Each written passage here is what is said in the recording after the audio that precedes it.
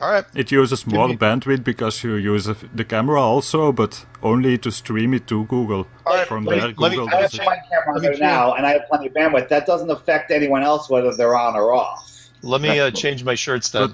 But no one has to use camera. It really doesn't matter for me. Maybe nobody wants to. It's whatever you want. No, I don't care. The Pyramid Illuminati shirt I've got right now is kind of inappropriate. So. Oh, that's brilliant. That's in a scanner darkly. Sasha was going to come on naked, but Antonio told her to get dressed. Oh, nice going, Antonio. I know. I'm such Right, I'll be right back. Puritan. I think we should be live now. Mark, have you seen a scanner darkly?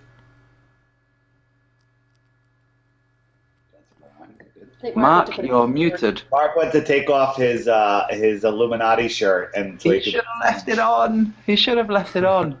He was kidding. He probably was wearing something inappropriate, like a woman's shirt or something. Yeah. Hey, David. Don't say it.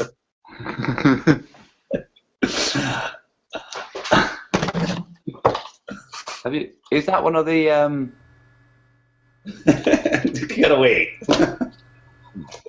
Everyone knows. They don't. I don't think everybody knows yet. Malaf Cocktail, you're the first one in the chat. I make you moderator. Feel free to ban every troll that joins. What if he is a troll? No, I know him. He's in all the Flat Earth live events. He's a good guy, not a troll. So I have an idea. Since Paige here is new to all of this, and she's not she just basically doesn't really research on her own. I just show her stuff, and so she knows the Earth is flat. Why don't you guys ask her some questions and see how she does defending the flat Earth? Defending? Yeah, be a ball head, you know. I don't know. Just an idea. Oh. Nervous. That's a hard position to put her in. All right, never mind. Skip it. Yeah, why don't she ask questions about the flat Earth? That would be more. Oh, I swear. He knows it's flat. Yeah, it's hard to play devil's advocate when I'm a believer. Well, it's easy to believe that it's not a globe. To believe that it's flat, it's more difficult, I think. There you go, Mark. How you doing? Hey, Mark, let me see your painting.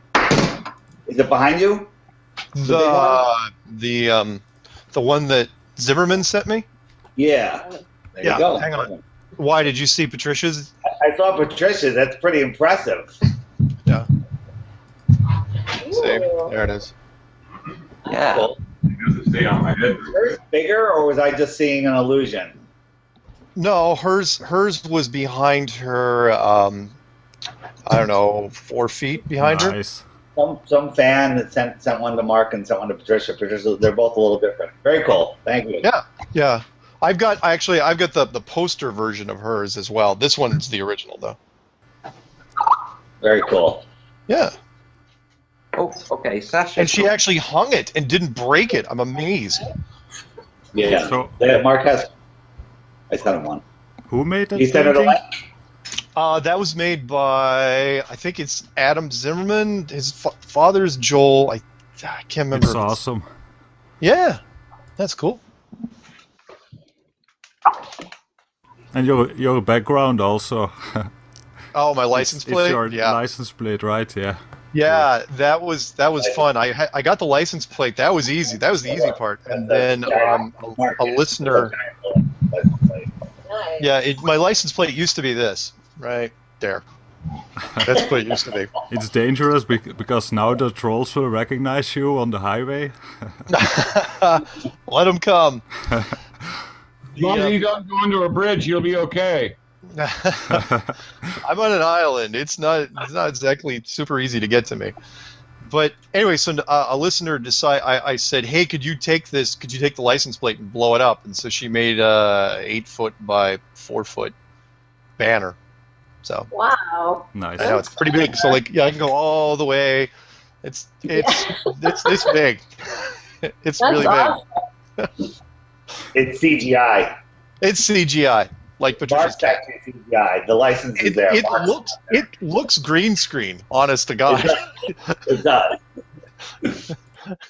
And then it's like, but I can't, like, I can take this laser pointer and see that little dot behind it. You can't green screen that.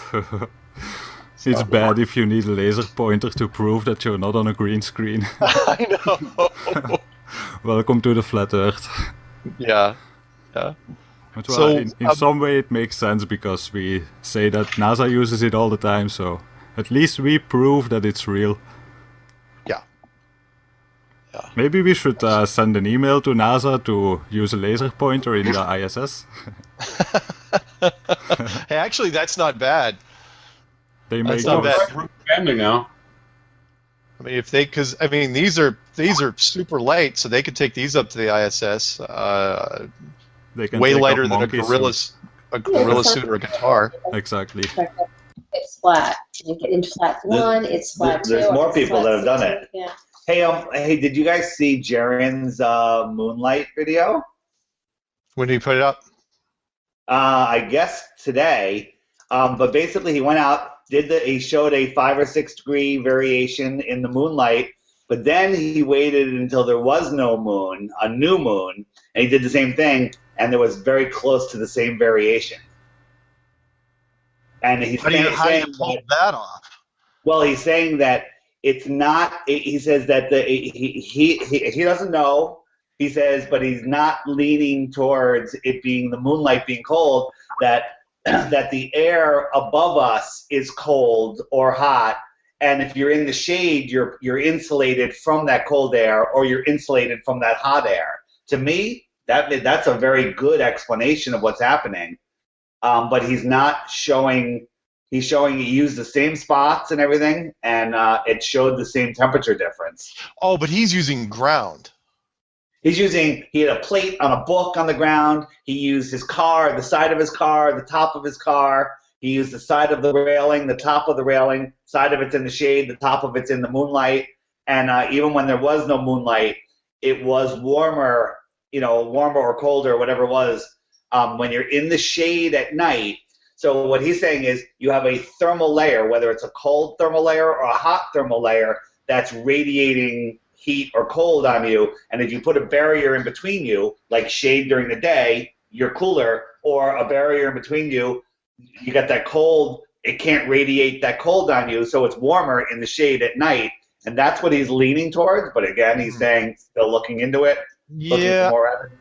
That's not bad, but I'm still going with the insanity test where he took those 3 copper plates.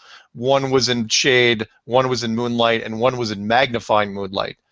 And, it went warm, cold, even colder with a magnifying. Again, it wasn't conclusive, but now it's like I want to test it.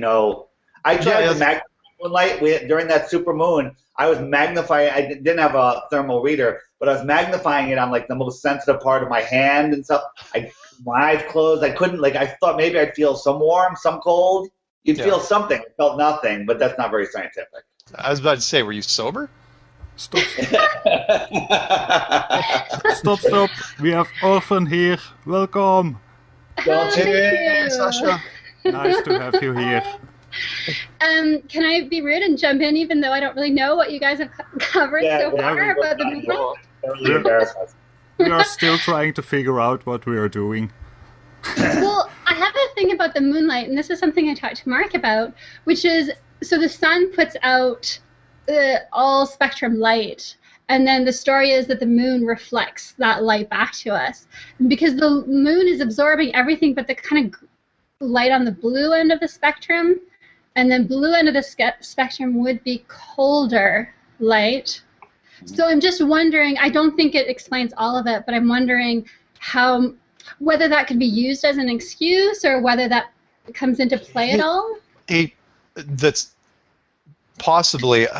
Hey, David, the Jaren test that you were just talking about, when it's a new moon, was the moon in the sky, or does he mean new moon as he means it's not even anywhere on the horizon? Meaning, is it just Is there, at nighttime, is the new moon ever in the sky? Yes. Yeah, I mean, it's just a black moon. Yeah, but how could it be in the sky? Wouldn't it be getting sunlight if it's in the night sky? You can see a different type of blackness in the sky. Yeah, that's really interesting. strange. That's interesting. Maybe it's not even the light. Maybe it's there's a maybe lot it's of the object itself. Yeah. Don't know. Huh. All right. So we are we going with this? Are we Going live? going live? I think we are live. No, we're No, we're not. Yeah. It says off there. We are You're live. out there. No, we're not. No? But not And are we- not on the Google Hangouts. I do it different. We are live on my channel. We have 34 viewers. Yes. So we've been live. We've been live for 11 minutes already. That's great. It says off air. It So says much- off air. Yeah, it says That's that in because- the Hangout, that's but because I'm the streaming. Hangouts, because he's not streaming to YouTube. Yeah, Okay. I'm doing something different, and I have an overlay on the screen now that says stuff about space, aliens, and the Hubble telescope, and also about the Earth and other planets. Yes. Ask a long us time. questions. Yeah, but that's just Okay. on the screen overlay. Are you gonna put this? Are you gonna put this on YouTube later? No, I think Mark, it's recording it. Mark, it's live on YouTube now. If you don't, yeah, it's live now.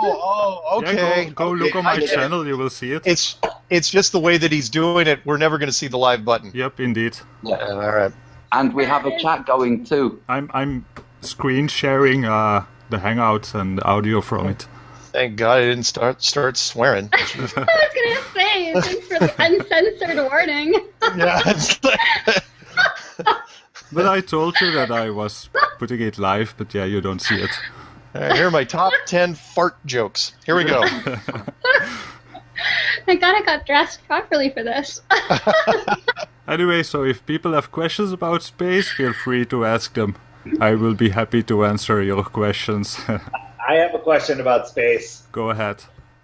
How did they land that rocket right side up in 30 knots and waves on a flat barge? SpaceX? Yeah, come on. That's rocket science, man. I can't explain rocket science in a Hangout from 1 hour, 2 hours. If you have a week, I can explain you some parts of it. But So, it's very I- complicated. I was watching that drone ship. I don't think you could stand up on that thing without holding on to stuff. Yeah, it is ridiculous. Oh, by the way, David, were you the one that was circulating that picture supposedly of the rocket punching through the clouds that was taken from the ISS? No. Well, I sent Patricia a clip. A friend put it on her Facebook page saying, "Oh, that's the coolest thing ever," and everyone's like, "Wow, that's really cool." All these people that have no idea. And I said to Patricia, I said, "Should I comment?" I was like, I didn't want to. You can't just throw flat Earth down. Everyone's. When people aren't prepared for it, I couldn't help myself, so I finally just wrote. I said it's an amazing shot. Unfortunately, it's fake. Right? Not saying anything flat Earth. And then she's like, "Oh, thanks for telling me. I thought something was wrong with the proportions." But I planted a seed at least. Well, the one photo was, and I'm not going to try to drag it into this. The way that one photo was altered, it had a couple filters on it where it was the focus was off in the back, and the clouds looked kind of super grainy, kind of like a textured carpet. But it was amazing how primitive the image looked. It was it's first time I looked at it, I was going, what is that supposed to be? What? A rocket going through the clouds from what altitude? Yeah, not buying it. So when it takes off, I was watching. It takes off. There's a cloud develops, and it looks like this. The cloud of smoke, of fumes from the exhaust. It looks like it just stays static as the rocket carries on, going higher into the sky. Oh, well, that one, the Russian one that they put out today, yeah. And was that you, Geo, who talked about that there was no thrust? There was no smoke in the trail, or was that somebody else? Somebody else. That's okay.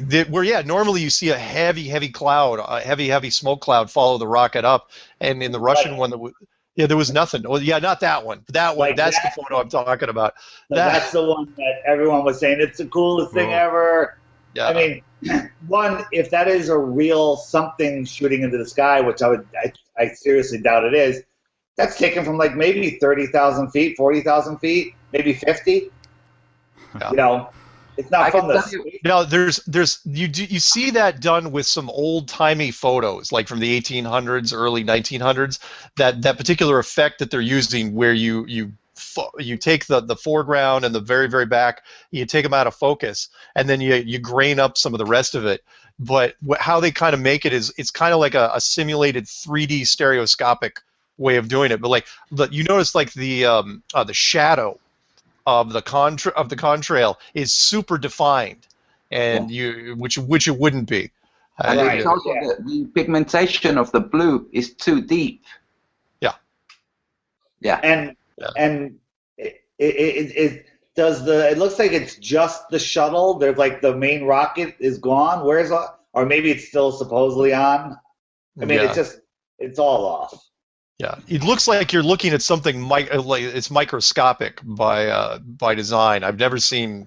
Yeah, it always creeps me out when somebody does that with those photos. Usually, though, they're old photos, which you see it. Yeah. Hey, David, have you switched your camera off? Oh no, you're showing it. I was sharing, and now I gotta figure out how to end that. I have never seen that picture before. Yeah. He was sharing. I just wanted Sasha. Yes. So this is David's girlfriend, Paige. It's just Sasha and I. We met like 10 minutes ago. Oh, right. Okay. Hello. Okay. It's this access. Hello again. Hello again, Paige. How are you? Where are you at on the globe, Earth versus flat Earth? Oh, Yeah, that's right. Put it right to her. Right next to my BF here. She knows. She knows. Yes, I'm a noble follower. Nice. Excellent. Jeffrey Grupp posted a picture of his kids building a Lego city on this giant Lego table, this big, flat plane, and he just put it up on his regular Facebook page. And I try to, not to throw in, stuff on regular pages, but I couldn't help it. I was like, my kids are trying to do the same thing on a giant ball. It's just not working out so well. That's good. Nice. That's excellent. Yeah, I have a huge problem with SpaceX footage from the rocket that lands. Oh, on that barge? Because one of my hobbies is doing RC planes and helicopters and everything that flies remote control. And I made all kinds of stuff, all different kinds of planes from scratch, all different kinds of shapes. And it doesn't make sense if you know anything about aerodynamics. Landing a rocket upside down doesn't make any sense. No. It's the most ridiculous thing ever. I actually sent it to somebody who's not a flat earther yet, and I said, without checking anywhere else, is this a real video from NASA or is it a fake video? And he's like, it's fake. He goes, that's not real. It's obviously fake. Yeah, I don't get it. Because wouldn't it tip over when it starts descending and slowing down? You'd have less thrust. So it would just. It goes Why against. Would you even use rockets? Yeah. You would use parachutes or something that keeps it on the top, or In fact, you would slow it down with parachutes first. Yeah, exactly. And then maybe use something secondary. In fact, it goes against every science fiction movie and everything else we've ever used, which is you always, if you're going to land. If you're going to land something back down, the base has to be wider. It's not going to be top heavy. It just doesn't make any sense that you would try to compensate by using the same exact rocket, the same traditional rocket. Do you know what I think they're doing?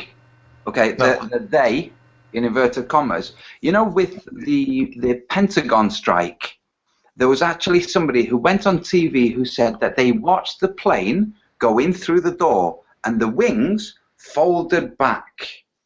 Do any of you remember that?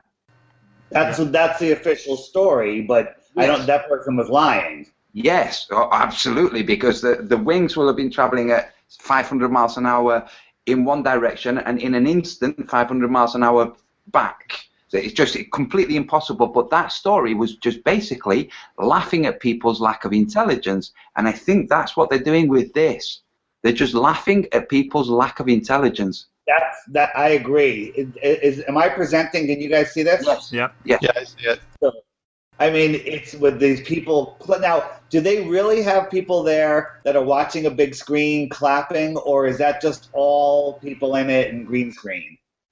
I bet if you took the time, there's No, probably that part is real, I think. people. You know how the Earth is, the clouds are repeated.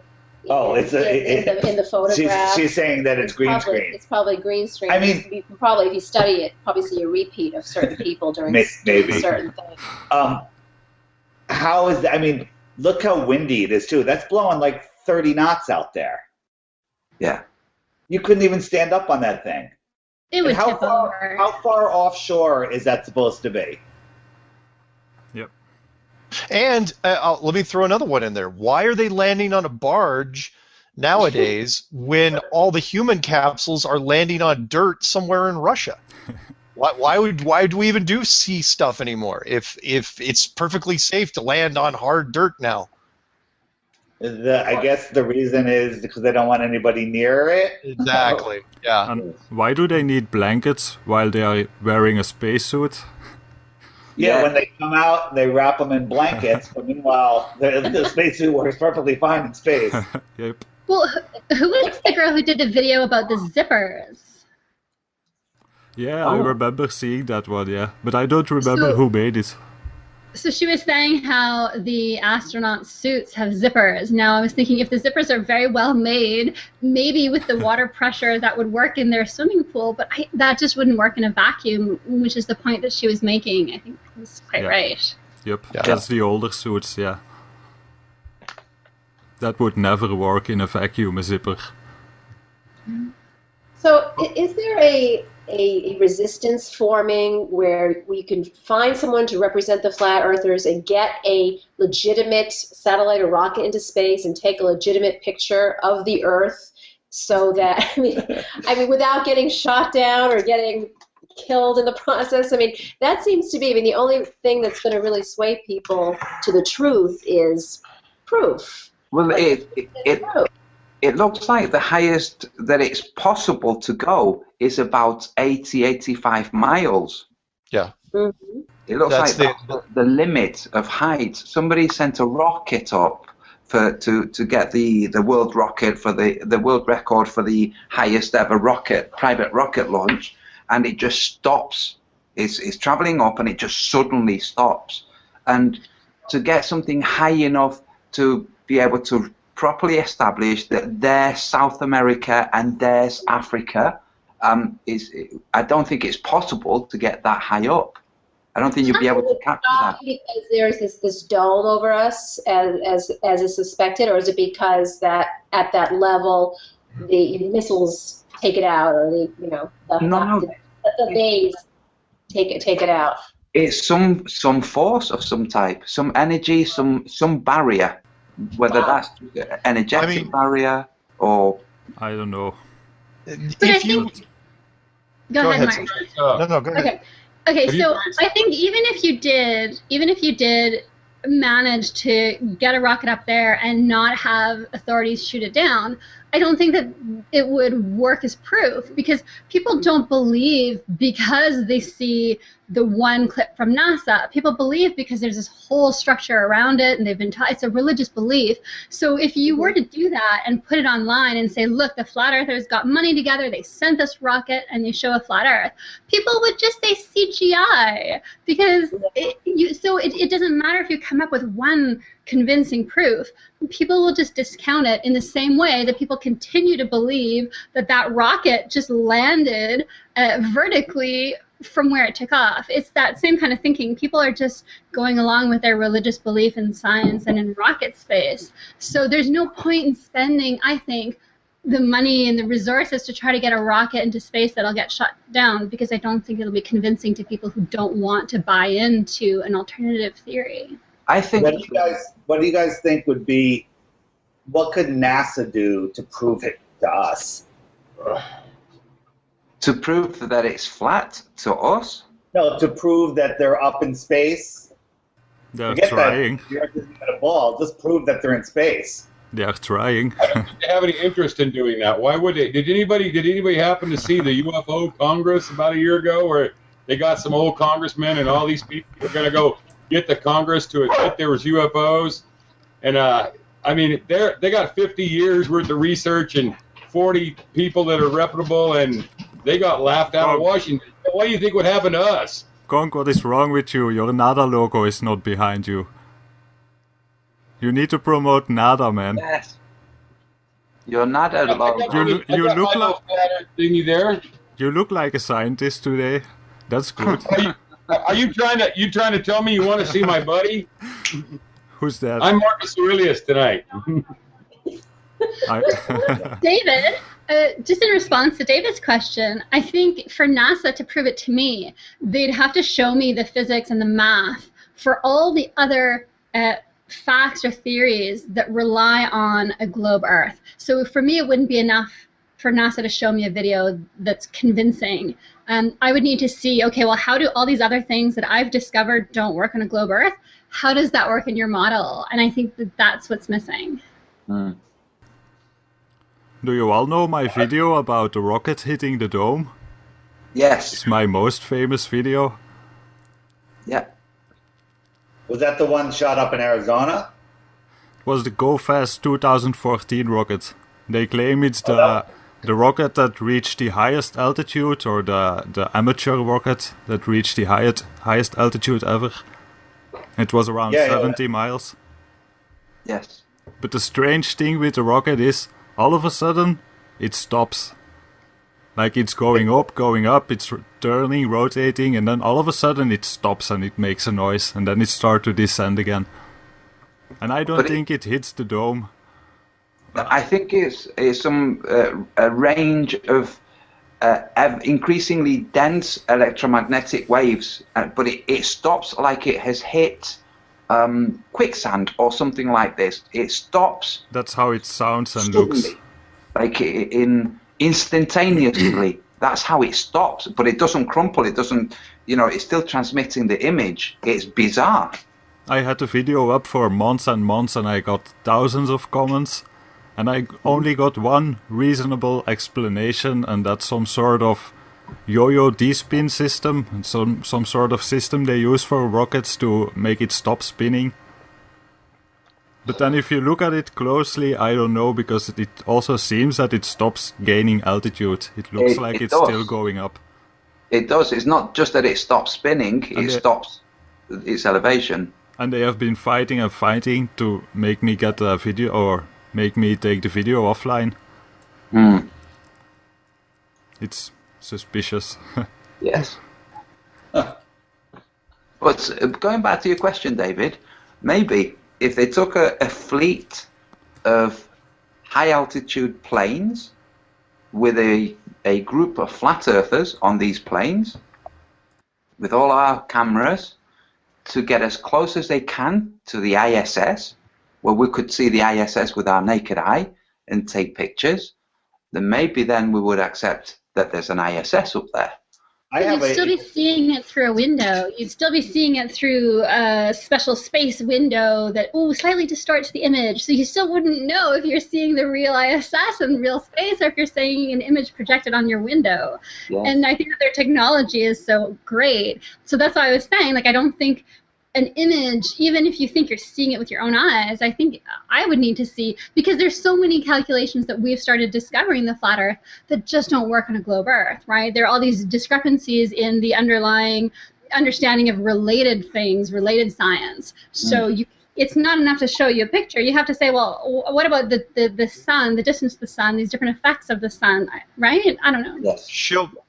I know what I would want, because I haven't seen it. I mean, I'm asking for something that's never going to be there, which was, if you guys remember, the JAXA moon probe that was sent several years ago, where they supposedly sent HD cameras around the moon, and you can look up. And I used some of that footage in some of my Strange World stuff and some of the other things. Anyway, it showed an Earthrise, but I'd want to see actual time lapse going from the Earth to the moon and back, or heck, just from the moon to the Earth and back. We've never even seen that. I can't remember who it was. I don't know if it was Max Malone, who said, on top of all the other things we don't have a single spacecraft from any agency that's shown leaving orbit or returning to orbit.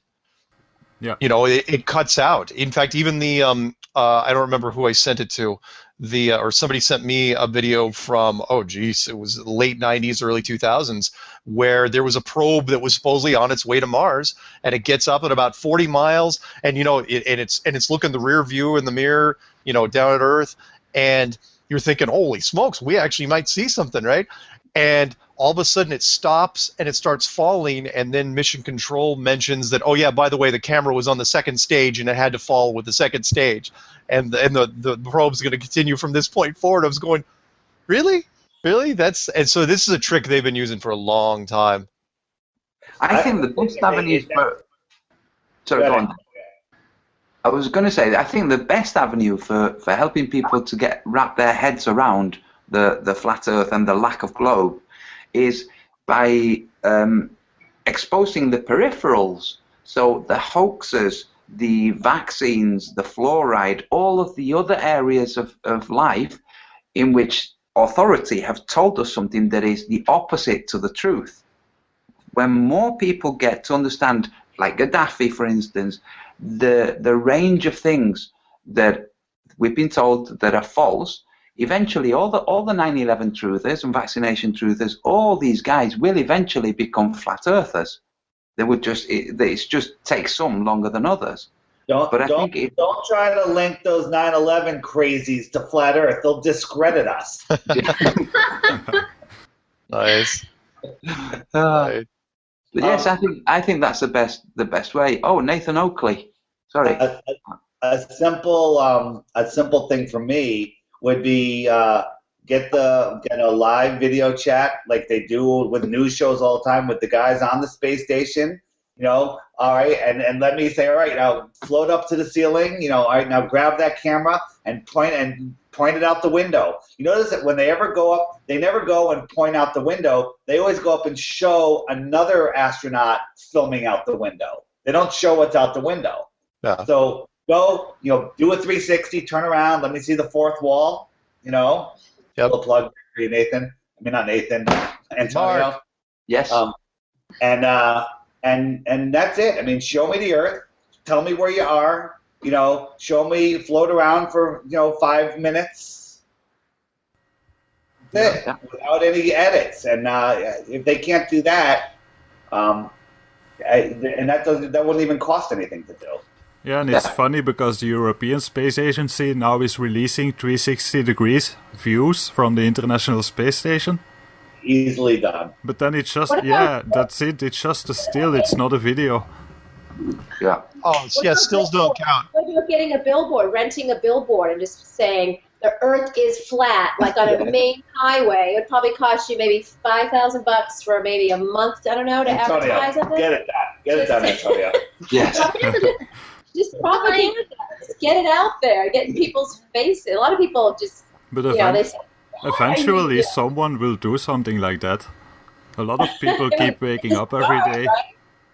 Need some more icebreakers. Yes.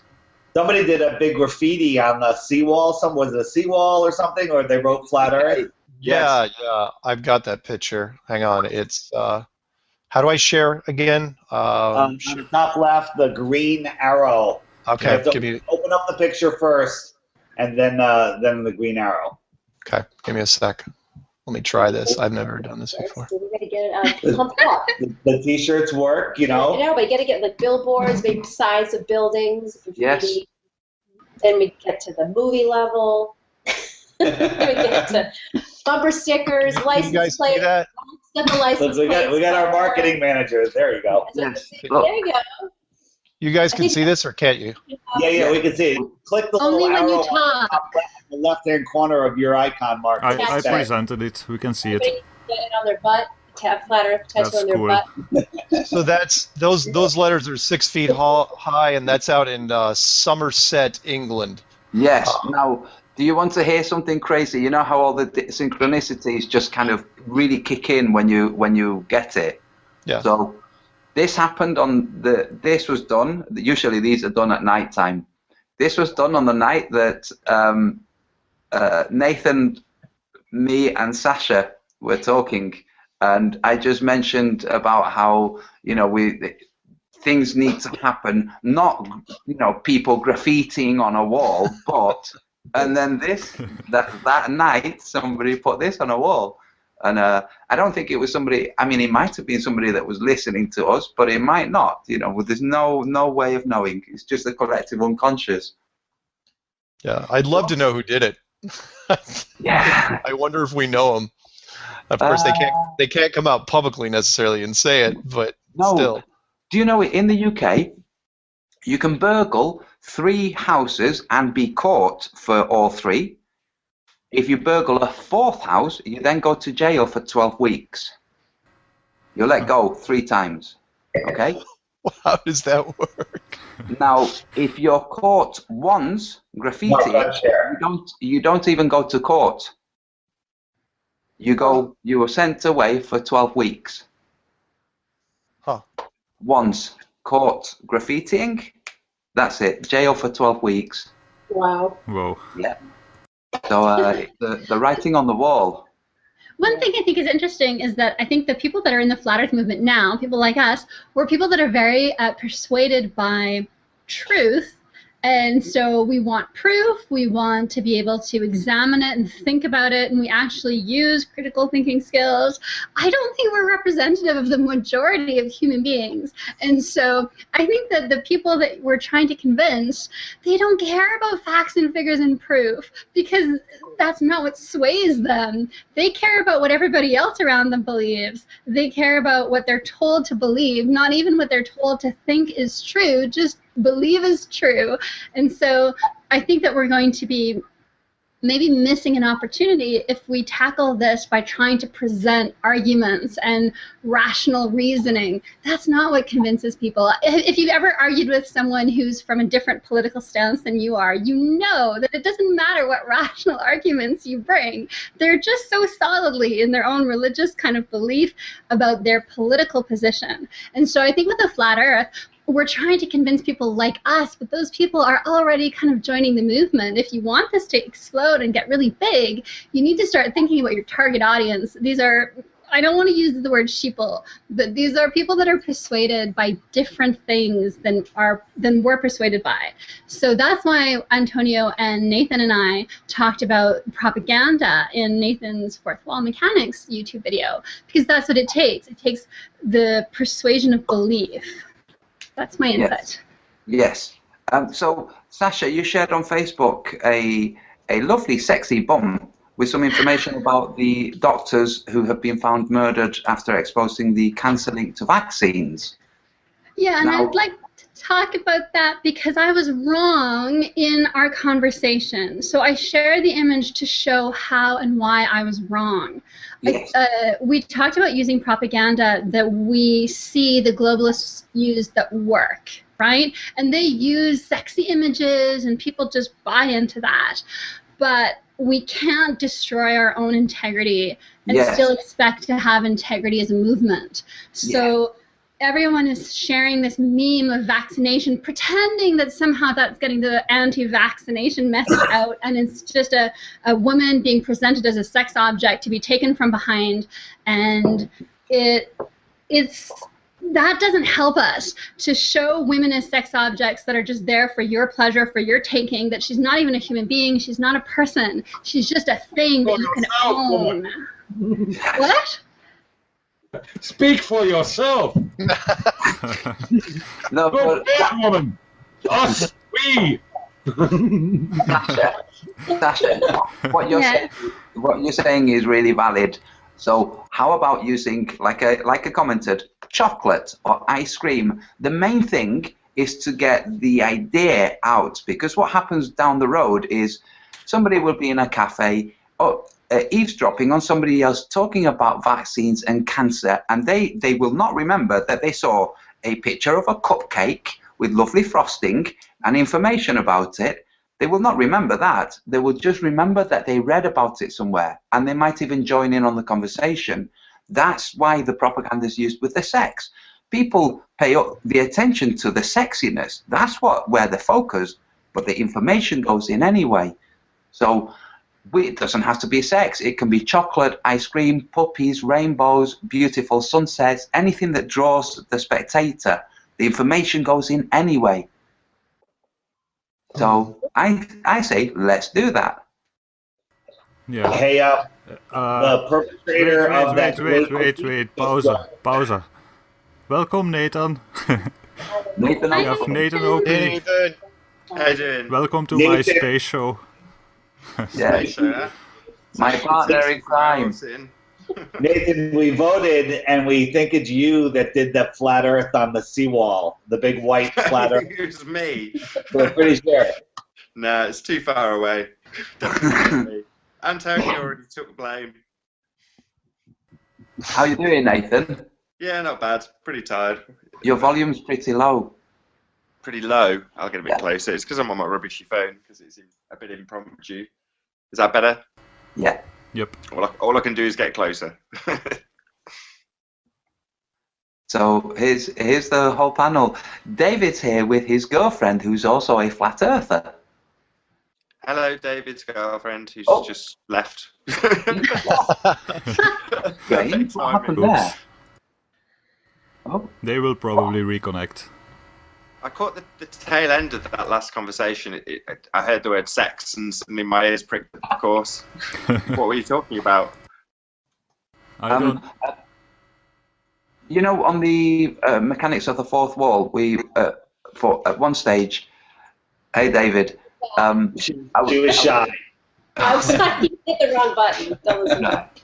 I was just telling Nathan is married to a beautiful young woman who's a globalist, and I was just saying to Nathan, here's David with his girlfriend. She's a flat earther. You know, it's just Okay. It took a little MK Ultra and a little scopolamine, but I got her. So Nathan, what we were talking about is Sasha shared on Facebook a photograph of a sexy model with some information about vaccines linked to cancer, and which goes back to what Sasha was talking about on the mechanics of the fourth wall, about not corrupting our values in order to use propaganda by the use of propaganda. That was what her point was. Antonio, when you say that I shared the picture on the wall, can you please add the qualifier? I posted the picture on my wall, but with a comment. Oh yes, showing my disapproval, because you're leaving that off, and it sounds like I'm promoting that. I put this up there. I put a qualifier saying that I don't believe that this is the appropriate approach. Yes, this is what I was saying. I was saying that you were saying we should not corrupt our values in order to use the propaganda that the mainstream uses. That's what I was saying. That's what your comment basically does. It's only so low we should sink, and that's a bit too far. I mean, I saw the post and read what Sasha put, or read what you put, Sasha, and yeah, it's sinking too far. You know, just putting a woman's bum with a thong just to promote something, doesn't matter what, if it's good or bad, it's just sinking too low. It's too much. It's the objectification of women in its truest form. Yeah. So what I was saying is we can use cupcakes, puppies, rainbows, beautiful sunsets, beautiful panoramas, anything that draws the spectator, anything at all, because the wording, they will read the wording. At some point later on, they will overhear somebody talking about this thing that they read on a post. They haven't associated a memory to it. All that they will think is, I read about that somewhere, and it might then it will have the knock-on effect. All we need to do is posit ideas in the consciousness of people. It can be the unconscious, but it's still posited, and the more people, eventually it makes its way to the fore. And this is how propaganda works. First, the Jews were the best people, and then the Jews were the worst people, and things like this. It's always been the same way. It's through a drip feed action. Do we draw the same line? I mean, I remember on that show you said something like, if you think the globe is great, wait till you get hold of the flat Earth. In other words, it was sort of play on words. Yes. Is that a step too far? No, that's a jokey way of doing it. You see, you can joke, and joking, you can get away with so much as long as the joke works. So the point is, with that statement, if you think the globe is sexy, you're laughing at people's idea of sexiness. They will read sexy, and later on they might think, hold on, who said the globe was sexy? But you've put the idea of the flat earth there. So really, you're poking fun at how easily manipulated they are by the word sexy. That's the joke. The joke is on them.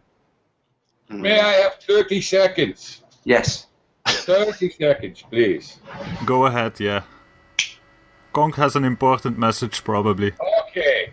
Now, our competition, which is NASA, not to point this out, but if you remember I Dream of Jeannie, they sold NASA, they sold spaceships, and they sold the pussy, okay? You got to have the good-looking girl. Same way with Bewitched. They sold this witchcraft.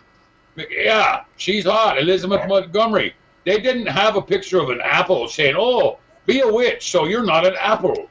No, they had a beautiful woman because it works. It's nice to talk about different things, but for 5,000 years, it's worked.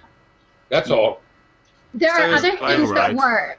No, sorry, there are other things that work. There are other means of propaganda that are effective. You have a choice of various methods of propagandizing, and to choose the one that uses me and my body to sell an idea that you want to sell has no integrity.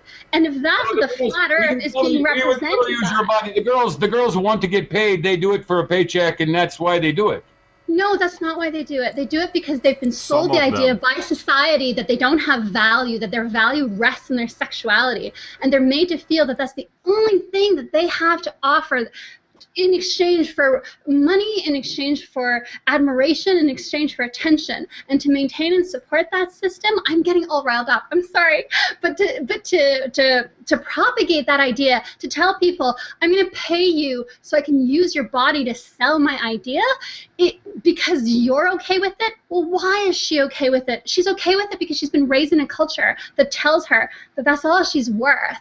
And I have a problem with that, and I just think that we need to think about the movement as a cultural institution, if that's what we want it to be. Are those the values that we want in the new society? That's not what I want. But you know, with the propaganda, one of the most effective elements of propaganda that has been used by all modern era dictatorships and any fascist, any police state, they use caricature. So somewhere or other there will be in a newspaper a caricature of that which is being targeted. So with the Charlie Hebdo, it was the Muhammad with a bomb, and the caricatures are one of the most effective. They were used against the Jews in Germany and in various different places. It's been used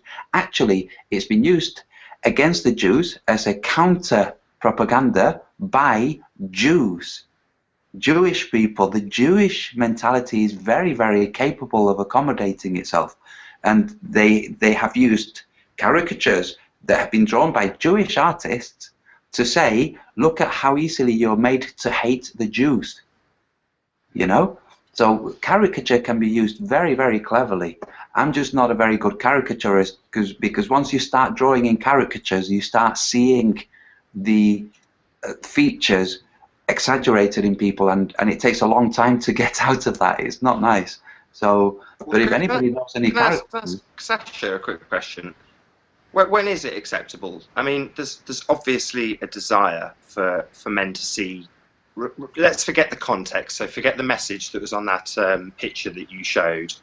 And I will highlight straight away that you were highlighting that picture in a negative way. But yeah, nonetheless, that picture... we talked about pornography on Fourth Wall. Is that acceptable? In other words, because it's in the right place, is it okay to objectify women there, where men are also being objectified? Is there in other words, because it was used purely to promote a different idea other than that woman's beauty, is that why it's unacceptable? Therefore, when you put it into a different context, it becomes acceptable, or is it just never acceptable? It's such a complicated thing because the intent of the viewer, the intent of the poster, the norms of the society in which that's viewed, these things all kind of come into play. A woman who has a beautiful body, if you're seeing a picture that she's given you of her beautiful body and you're appreciating it and you're finding it extremely erotic and it's getting you off, that's very different from seeing an image of a woman that you don't know, that you don't think about, that you don't care about. You just see something that's sexually nice and you just want to have it. And it's not about a person, it's not about the value of the person as a human being. It's really something that you want to take, and it's an object, and it gives you pleasure, it gives you a sense of power, it gives you that thing that you can't actually have in real life. And I think it's a very complicated issue, and I think I don't want to take on the whole subject of, is pornography good or bad, or is sharing a pornographic picture with your lover good or bad, because I think that that's too complex to really kind of bring down into a 30-second soundbite that I can share with you here.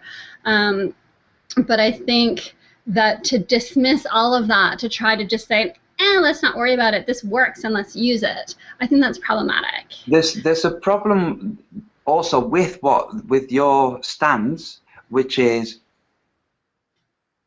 if you, let's say you became queen of the world and you made that kind of image unacceptable, we would arrive at a Muslim type dress code. But I'm not saying that I'm not trying to control to that level. And this is why I said that there's intent. When I go to the grocery store, if I'm wearing this and I'm showing cleavage and people make rude comments, then I accept my responsibility in that. But when I go to the grocery store and I'm wearing a gray baggy sweatshirt and I'm trying to hide kind of my body because I just want to do what I need to do and then go home again, I still get creepy, gross guys that comment on what they would like to do with or to my breasts, even though I'm doing everything I can to play them down, to minimize them. And so that's a part of that culture. And so, and it's this idea that they think that that's okay. And so it's not about saying it's never okay to show your body. I like feeling attractive, and I like that people are nicer to me when I'm more attractive, so then I want to kind of live in that nicer world. But it's really hard to put all that responsibility on me to know where the line is. Something that you think is sexually attractive and nice, and then you think, oh, you look nice today, Sasha. Another man will actually call me whore as I walk down the street because I'm wearing that. And then another man will look at me and say, you're frigid and you're uptight and you think you're an elitist because you're wearing your little blouse all tied up to your collar. And so if I cover up, I'm judged to be an elitist, uptight, B-I-T-C-H, and if I show my cleavage, then I'm a trashy whore. So it's really hard for women to find that middle line. Yes, but Sasha, you don't have to.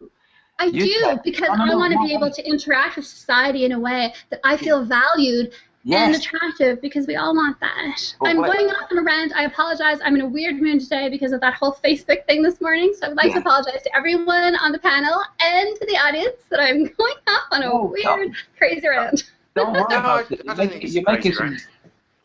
making some really good points. I mean, I think you've got an exceptionally good point. I mean, what you're I'm reading between the lines and trying to boil it down, but what you're effectively saying is, when we use... Hold on, still going crazy. When we use memes of naked women, that moulds the social acceptability, and therefore will have a direct and adverse effect on you, on your day-to-day life. So if you're right there, buddy. Go ahead. You got it sorted. Right. So if you've got a opportunity to mould the way our social structure is done, at least in the flat Earth, we can say, well, we feel it's unacceptable to have a picture of a flat Earth displayed on a woman's cleavage, because that will mould our current social standing to promote those ideas even further. when we're at a time, we're at a crossroads, we're at a time of discovery, and a time that we have to, make our own rules to a certain degree. So we can say this isn't a good thing to have in our movement. We shouldn't be promoting flat Earth or globalize using naked girlies. Yes. So, but Sasha, when you were giving your description, then you said if you go out dressed a bit sexy, you assume responsibility. You don't have to. You don't have to assume responsibility for other people's actions. If somebody is rude to you, they're a crass person. It's not you that's making them rude. They were rude before you arrived. You don't have to accept responsibility or assume responsibility. You can control yourself. You can't control them. You can control yourself, including controlling the thought that you should accept responsibility and telling that thought to be quiet. You have the right to go about however you want. And if somebody is abusive, then you get your phone out and you phone the police. That's it. How people's behavior is modified. Once their parents have not set down the boundaries, society has to set down the boundaries, the wider society. And unfortunately, the actual authorities that we so detest are that final barrier, that they are the final border. So when somebody abuses someone with a comment that's abusive, that's a crime, especially in Canada. It's a crime. You can literally phone the police and say, you're not going anyway, sorry, to the guy that's done it, and call the manager and involve people. This will have a knock-on effect on that guy. You can think, no, it might not, it might not. It doesn't matter. He will be spending a few hours in a police station answering questions. Trust me, that will have an effect that's much better than you telling yourself that you shouldn't have worn this today. I don't know. I think it's confusing. I think it's, as a woman, I'm getting different messages, and it's really confusing. I'd love to hear what Paige has to say. I have a question. How come you can say whore, but you can't say bitch? You can. Who said you can't? Because I spelled it out. But then 2 seconds later said whore. And I'm just wondering, that's kind of sexist, I think.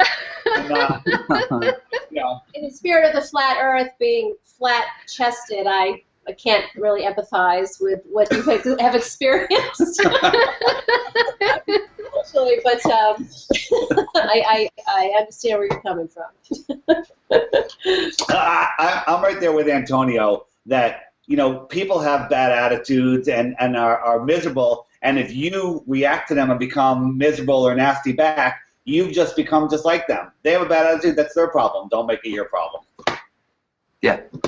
And it's difficult, and I understand that it's difficult for you because of your conditioning, which you don't have an option of choosing. I will not be affected by this, I will be affected by that, not this, not this. I'll think about, that's not how conditioning works. So your environment dictates how you're going to be conditioned and how you respond to that conditioning. Yeah, so absolutely, of course, you're mixed up. Because and that's why I think for flat Earth propaganda, let's be sensitive about what we're using, because we know that it does confuse people, because we know it has an effect, because like you're saying, there's a conditioning effect. So if I am all for using propaganda for the flat Earth, if you can put flat Earth posters on bus stops, any kind of public space, if you can just stick your little flat Earth sticker with one of the flat Earth maps, I support that. Why don't Did you see what Mr. Flat... Sorry, I was going to say, did you see what Mr. Flat Taxi Rainbow Chemtrails does? So he's made some flat Earth sticky tape. It's just a roll of tape that's clear with the words flat Earth over and over again. And he just goes around sticking it places. So he did like a little short video of him, one where he stuck it on a London phone box. So it suddenly becomes the flat Earth phone box. Just things like that. I thought that was quite cool. Went to order some, but he only sells it in Europe. So that I think it's fantastic because you can stick it anywhere. I'm sure if you got in touch with him, he'd send you a roll. I think he sells it on eBay. So if you look up flat Earth sticky tape, I think it's a great idea. I love it. Yeah. Nathan and I have been making T-shirts, and people have been getting them. And so, Antonio knew. And it starts a great conversation. Yes. I take full credit. It was all my idea. I did the design work. I did this marketing. Cool. I did the resourcing. It's all me. I mean, what can I say? Do you guys sell them? Good. Yes. Feel free to plug it. No, and you know what? It's not about. It's about getting T-shirts cheap. You know, make your own T-shirt. But if you make one T-shirt, it costs you like $40. But if you do it on the Teespring, TEESPRING. The more people that buy them, they wait till a certain number are ordered and then they print them. So this is the latest one, and I love it. Like I wear my NASA fake station shirt. It's great. People, it starts a great conversation, and then you just plant a little seed, and they come back a couple of days later to like, I was looking into this, and I'm like, good luck, and cool. It's fantastic. It's so much fun. Aren't there parts of the world that have kind of always known this or always subscribed to this? Because until I think Christopher Columbus came along and said, no, the Earth is round, you're not going to fall off the edge, I've sailed it, it's round. I mean, the Mayans, the Peruvians, the people who've been around for a long time and worshiping the right things and knowing what's going on, are they just sort of like, yeah, you guys, we know this, welcome to the club, or is it still kind of an awakening all around? We're very West-centric. We assume that the rest of the world functions as we function. That we have propaganda dictated by the state and various different things. There are countries out there that have known all along that it's flat. The Phuket word. Hang on, Gio, I think I'm still presenting. Can you unpresent me? Yep. Okay, go ahead. Sorry, Antonio. So there's a guy called Phuket World who's in Thailand, and he mentioned that when he told his wife about the flat Earth, she said, "Yes, everybody knows." True. Yeah. So that's Thailand. Interesting. Yeah, something interesting came up on one of I think it was John Le Bon's comments, and it was about Africa, and I had to point out that Africans still get. My dad was a teacher in Africa, so they certainly get Western teachings. But I remember maybe 10 or 15 years ago, there was a big campaign to get them clockwork radios, and the propaganda surrounding it was to try and stop or stem the spread of AIDS. So we need to get the news to them. But you think, well, getting a radio to them is just the same principle. It's just getting propaganda to them, and wind up means that they can all have it. I think that we should make a fake space agency, make a website, make pictures, videos. If you're good at faking space, we can hire you. You can make pictures for us. We could probably do a way better job than NASA's doing. Yeah, I have a surprise for Conk. If Conk is still here. Yeah? He made the perfect logo already. He invented nada, which means nothing. Yes. Because if you do a thing like that, a lot of people would help. It gets in the search results. If people start to look for space, the more stuff you put out, the more keywords you will list, the more people will bump into it. And it's not flat earthers you reach with stuff like that. And do you know what else nada means? Yeah, it means nothing. Yes, but it means two things. It's one of the few Spanish words that has more than one meaning. It means nothing, as in nothingness. It also means swim, the command to swim. Sorry, Conk, I'm presenting now. I'm not paying much attention. You see the NADA logo behind him? Yes. Come on, show us. Yeah, see? It's awesome, right? So we have a logo already. SpaceX. Is Mark listening in? Because Mark might know if there's like other countries. Yeah, I that don't are hear just Mark anymore. No. That I like the NADA idea. By the way, creating a fake space agency. That's awesome. Yeah, and we have so many flat earthers right now. Everyone is connecting on Facebook. Everyone knows everyone. I'm sure that tons of people. Everyone can use Photoshop these days, you know. It could. Yes, it's these dating outfits. They're for dating, not for space. There's no such thing as space. Everybody knows that. Yeah, I just want to announce to you guys, next winter, I am going to trek all the way across Antarctica, and I'm going to document it the entire way. It's going to be phenomenal. It's going to be easy, and I'm never going to leave my backyard to do it. You have a down vest? What What's is that? You have a goose down vest. You better take one.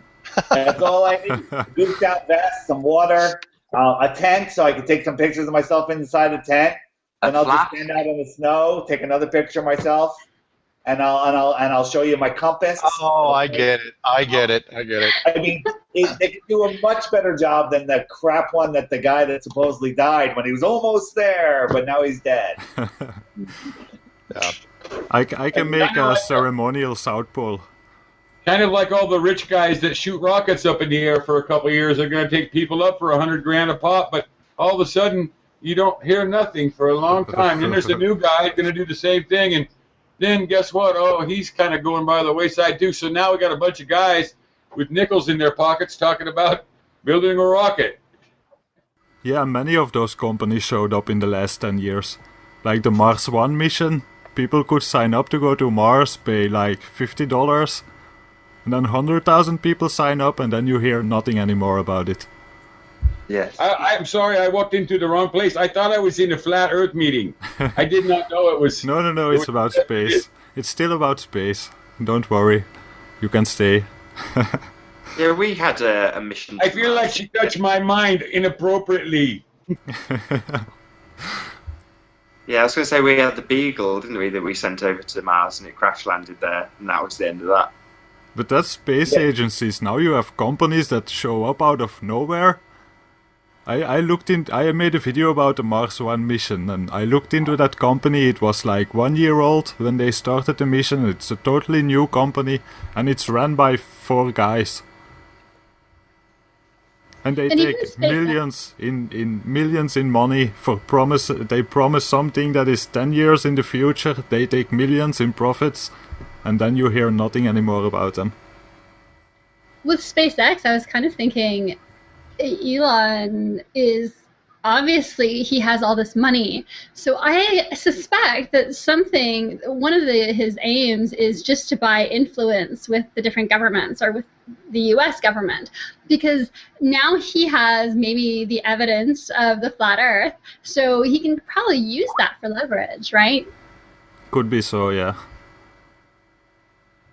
Did anyone see? I think it was Tim Peake or whatever. He was being interviewed on some show with some kids, and one of the kids had sent up an experiment. It was basically just like a circular track, and he's supposed to spin a ball on it. And the kid had it in the classroom. You put the ball on it, of course, the ball settles to the bottom. And they go, yeah, Tim's got this experiment. He can't do it live, but he filmed it earlier. I mean, did you guys see that? You know which one I'm talking about? Yeah, he did it in front of the chroma key. Yeah, he cuts to the chroma key, doesn't he? Yeah. I mean, why couldn't he do it live? I mean, it just has to go like that. Interesting. It's so pathetic that people will accept this. And you know what? I was talking to Paige earlier, and I think just the problem is that human beings as a race are trusting. We naturally want to trust people. And the thing is, if you wear a white lab coat, you're authority. If you work for NASA, you're an authority. As Mark Dice goes out there, if you have a clipboard and a pencil, people will give you their social security number. That's all you need. Yeah. And a lot David. more. Yeah. Are you holding one of those ionizers that I wanted to get? Oh yeah, this one right here. Yeah, can I have a look? Yeah, they're really awesome. Here, check it out.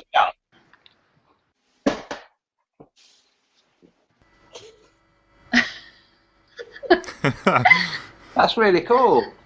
Yeah. Can I keep it? You need to talk also. I never get tired of that. Never gets old. I need to work on it. I need to pull it down like this. There you go. Yeah, that's much better. You're a little slow. You gotta get the pass. All right, enough of that.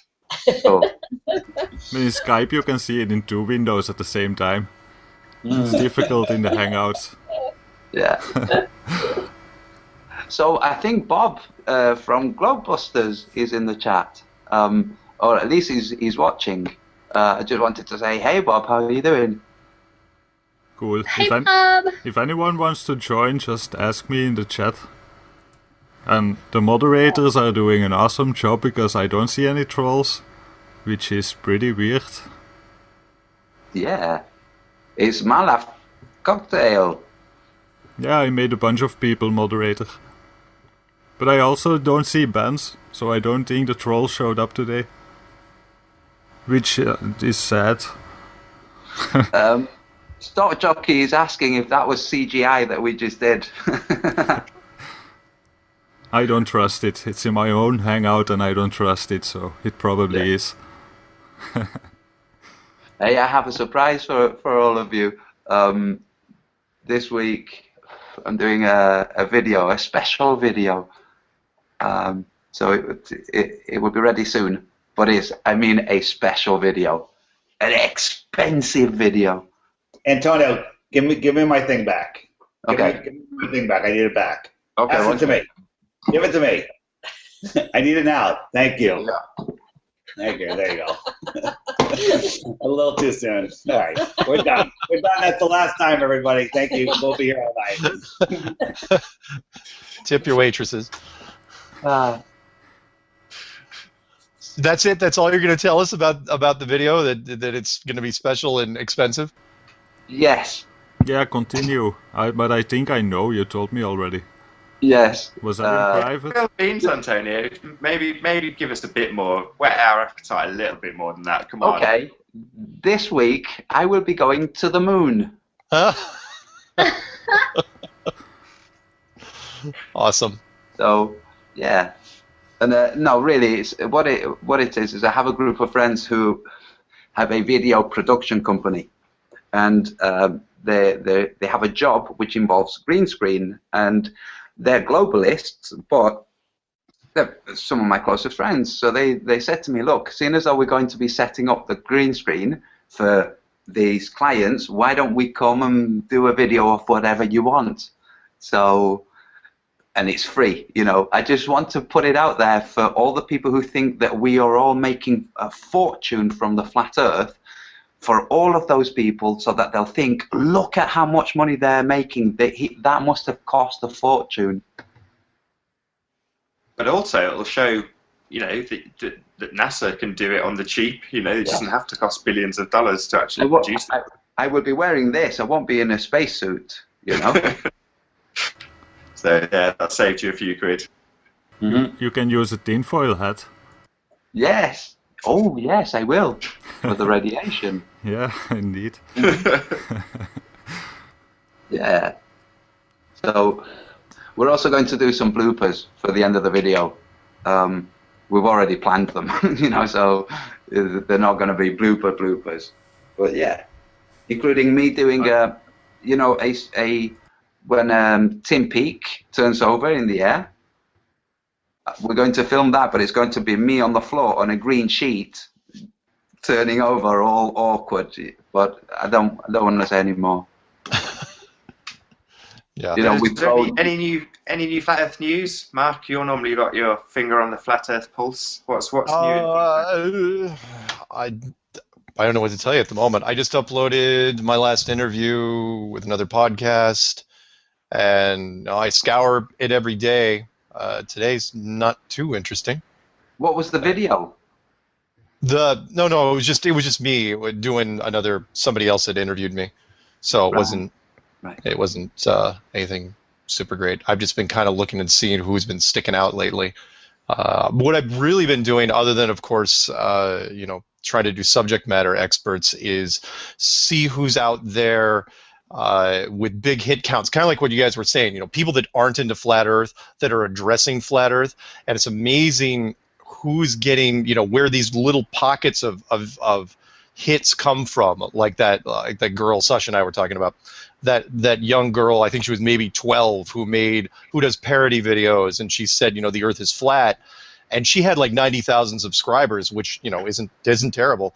And then she got picked up by a kid like a Jersey Shore wannabe kid who he had 500,000 subscribers, and he launched a thing against her video, making fun of it, and then other people were picking up on his stuff, and so it spreads in interesting ways, stuff that you couldn't predict.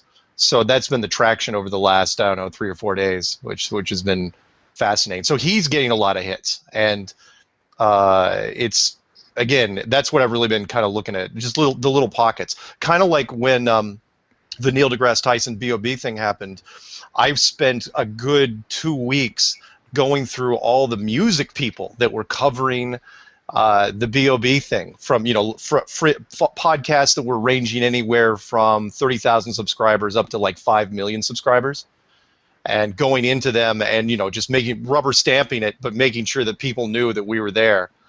And that was kind of fun. So that's what I've really been kind of focusing on lately. Does it surprise you when people like I think Scarecrow was being woken up by Tila Tequila? Does that amaze you? Because obviously there's no such thing as bad publicity, but she's a specific person that's come out and people were umming and ahhing about whether she should not have a good effect, but she has. She's woken people up, literally. Yeah. I was really hoping, and I planted the seeds a few places, but I was really hoping that not Bruce Jenner's alter ego, but his daughter, Kylie, is that the right name? Kylie Jenner, she was a conspiracy person. I was really hoping, she had like 3 million Twitter followers or something like that. I was kind of hoping that she would jump on it early. Because, yeah, again, and even no publicity, with the exception of trying to turn the Flat Earth movement into either one, a serious religious cult. No, not poking at you, Sasha, because I know that turning it into a different religious cult is a whole different thing. But or connecting it to some sort of terrorist cell. Yeah, that would be bad publicity. But even that, I don't think would be. It'd make us infamous. But it would get the word out there, that's for sure. I mean, I honestly wouldn't. I know you guys would probably disagree, but if they said that I had ties to ISIS, I don't think I'd shy away from it that quickly. I think I'd let it simmer for a while, and then I might come back and say, no, that's ridiculous, probably. Hey, let me give a shout out, please, to that Scarecrow who's there in the chat. Oh, he's actually here as we're talking about. Yeah, I thought. When he was on Patricia Stay's show and she dropped, she was having the connection problems and she dropped. I thought he handled that really well. I don't know what I would have done, I would have probably just closed my laptop. I don't know, But, I thought that was well handled. How much time have you dedicated to ripping about the little 5-second outsert from Obama then, Mark? Because, it hasn't got talked about half as much as I thought, and I thought it was quite a technical little... You're right. The mainstream, really, we were the ones, we jumped on that Obama mention, which he did, what was that, a week ago, where he goes, and it was so strange because it was it wasn't just a White House lawn thing. He was addressing a room full of reporters. So when he says, in that weird roundabout way where it parroted what Neil deGrasse Tyson said, which is, if I talk about what do you say, the globe, or the Earth being round or whatever, and other people say that it's flat, you probably should. He's basically hinting you probably should pound on the flat guys with scientific evidence. But he wouldn't. But it still was very wishy-washy, which was strange. But the mainstream media didn't talk about it. Nobody talked about it in the mainstream. I was looking for it. I was looking for any pickup, and you'd think that somebody just on happenstance would pick it up, and they didn't do it. So. It makes you wonder if they're testing the waters, and they're just kind of feeling it out. I don't know what they're doing, but that kind of caught me off guard because we all saw it right away. It wasn't even a few hours, and all of a sudden it was all over our circles. But mainstream never picked it up. I'll do some more searching though. But every day now I have to do secondary searches in the main search engines. Not just YouTube. And then now I also do variations. Not only do I look for flat Earth, but I also look up Earth is flat. Because that usually follows, like, this crazy person or group says that the Earth is flat. Gotcha. So that's what I do. Yeah. Is it always that then? This crazy person says that the Earth is flat. Usually, yeah. Usually that's it. Insert name here. Someone you should laugh at publicly. Thinks the Earth is flat, and This most idiot notably, thinks it's flat, and that idiot thinks it's flat. That's all we get from the mainstream. most notably is this girl. Hang on, I can tell you, Earth is flat, and her channel is called. I think it's called Our Third Life. And again, it's amazing. And what's fun for me to watch with this particular group is they're young. I mean, they're all sub 21, and most I think are like sub 18. And granted, their attention span isn't very good, but they like spreading. They're not shy about spreading stuff around to make fun of it. They're all sub 21, and Oops. Who's echoing? It was me. I want to give a shout out also to Jess Sinclair, I believe is a channel. He has a new Flat Earth channel, and he made a video about Patricia and Mark and everyone. A lot of the Flat Earthers, and everyone should watch it. He makes very good videos. And what he said about Mark is that Mark is the only one that has put out so many proofs from, like, people in the army, people that fly a plane, whoever, people that know about all the valves on the ISS. That just that's not entirely true. Patricia's done a couple. She was okay, but you probably did most of them. I did most of them. That's true. Controversy 7 got a pilot. I think he was a German pilot. Right. And again, I'm not going to say. But that's important for a lot of people. Some people want proof like that. It is, and thank you. But the reason why these people have contacted me mostly was because I was easy to get a hold of. I put my email at the end of my videos, where it's like, look, you want to track me down? Here it is. And they do. They call me. They're usually not shy. They'll leave messages. And yeah, some of them will be anonymous when they go on air. But the rest of them, I mean, you've seen them. Yeah, all the military forces. That's why, and it's been ratcheting. It's been progressive, so that's what I'm ISIS really. That's a quick question, Mark, about proofs of something. It came up in conversation on one of the comments about Polaris moving, and I'm pretty sure one of your guys that you interviewed, Sean, had set up a little experiment where he had like 2 planks of wood with a hole, and he filmed Polaris for a very long period. Right. Do you remember that? He said he was trying to.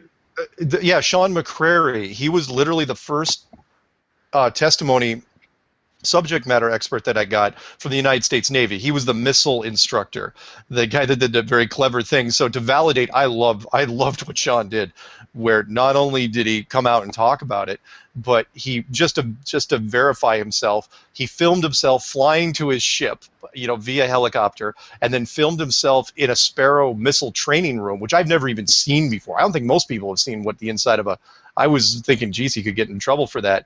And just to make sure, he writes on that cocktail napkin, Flat Earth, Mark Sargent, just to make sure that people knew that he was doing it live. And it's like, wow, it's really, really great.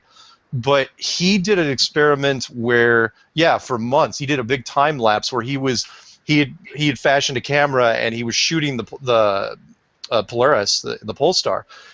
But when he was rendering it, something I think happened because he never did get it to me in any sort of format. He couldn't. So you know what? I'm going to ask him again just to make sure, because that was a long. From the interview though, from what I remember from your interview with him, he actually said, "I've been doing it for months." And it never moved. It doesn't move an inch. It never moved. And really, the more people that have been kind of talking about, we didn't talk about in the beginning, was the parallax scrolling. If people don't know what that means, it's when you're driving in a car and the telephone poles are moving by you very quickly, but the mountains in the distance aren't moving by you as quickly because they're so far away. We should be seeing that with stars. At some point or another, we should be seeing this with stars. At the very least, fine, you may not even see it. They say, oh, it's too far away. You may not see it in your lifetime, but you can't tell me all the constellations are in the same formation for thousands of years, these constellations that have been passed down from generation to generation, and not one has moved out of place even in the slightest. All the drawings are lined up perfectly every time, even with all that speed. It seems pretty unlikely. Yeah, we used an astrolabe. Have I? Yeah. No, not me. Now, Robin Poe's talking about it recently, and I'm sure way back when they used to get kids to actually make these things, but you can track the whole thing. You know, it's like you describe it like a clock, and it's just so predictable. Good point. Oh, by the way, I should probably mention this before I forget. Thanks for the opening, Nathan. Robin Poe was the one that suggested it, which is she wants to do a Northwest version of Patricia's Flat Earth Mixer, you know, where Patricia's going to meet up at a restaurant. And if anyone wants to do it up in the Seattle area on the same day as Patricia, just email me, msargent23@comcast.net, unless you know Robin's email address. You can email her. We're going to do it on the same night. I'm in the process of picking a restaurant. I think it's going to probably be Arnie's down in Edmonds. And then I can recommend some hotels if you're coming from any distance away and you don't want to drive home. So there you have it. 22nd, same sort of deal. And I'll be turned in as well. I wanted to say not only parallax is a problem, but also this. This is something you don't hear often on a lot of channels, or not many people mention this. But the Earth rotates once every day, so after 6 months, the sun should be on the other side of the globe. No, but GeoShifter, I've seen this meme a lot in the Flat Earth, but this is incorrect because there's the solar day, and then there's the, Yes. I never know if it's sidereal or sidereal. Yes. And Sharonism did a so- good video on it. So there's a That- 4-minute difference. And so Yep. by the time, the theory that the globe model sets forth is that by the time you get to the other side, those 4 minutes have added up so that you're still facing the sun at noon. Yeah, but that So it's also not means a that we should change our clock every day with 4 minutes. No, because I don't The- understand it, so... that's right. So there's the Earth rotates around the sun and around its own axis. But so there are 2 points of reference. You can look at the sun being the point of reference around which the Earth goes around a circle and it comes back to the same place facing the sun. Or you can take a distant star, which is just kind of saying a point outside, and you can calculate going around the axis once relative to that distant star, right? And so what happens is for the Earth to make a full circle, it takes 4 minutes difference than for the Earth to make a circle and get lined back up with the sun. So you wouldn't have to change the clocks. I think if people Google or Wikipedia SIDEREAL, sidereal day versus solar day, and they can kind of read about it and see, and that's why it works. And I'm just saying this because I don't think the Flat Earth community should be saying, oh, here is a proof of the Flat Earth, when it's not a proof that the globe model doesn't work. Is this why we have leap Yep, but I years? researched it for a while and I never understood it. You should really... Sharonism made a video about it a long time ago, and I can explain it as good as he does, but in that video he points out what he thinks is wrong with the sidereal time, and it made a lot of sense to me. But I don't know. Just something I never really understood. Geo, can you present the image that you just showed with the 2 Earths and the sun in the center? Yeah, hang on. I want to explain something.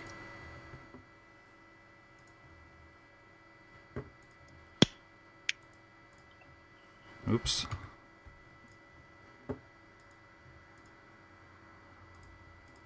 See it now? Yeah. Okay. So I'm going to start talking about the Earth to the right of the sun. That Earth has a range of constellations visible from dusk till dawn. That range of constellations, looking from a point on the globe as you rotate, those constellations are available in, say, the summer. When we're on the left side of the orbit, so we're now on the globe on the left, the constellations available dusk till dawn, so the same nighttime period, is a completely different side of the cosmos. But we don't have that in the real world. Yeah. That's more of a proof, because the whole sidereal day thing, I see what Sasha's saying. It's not proof either way because you can't prove it.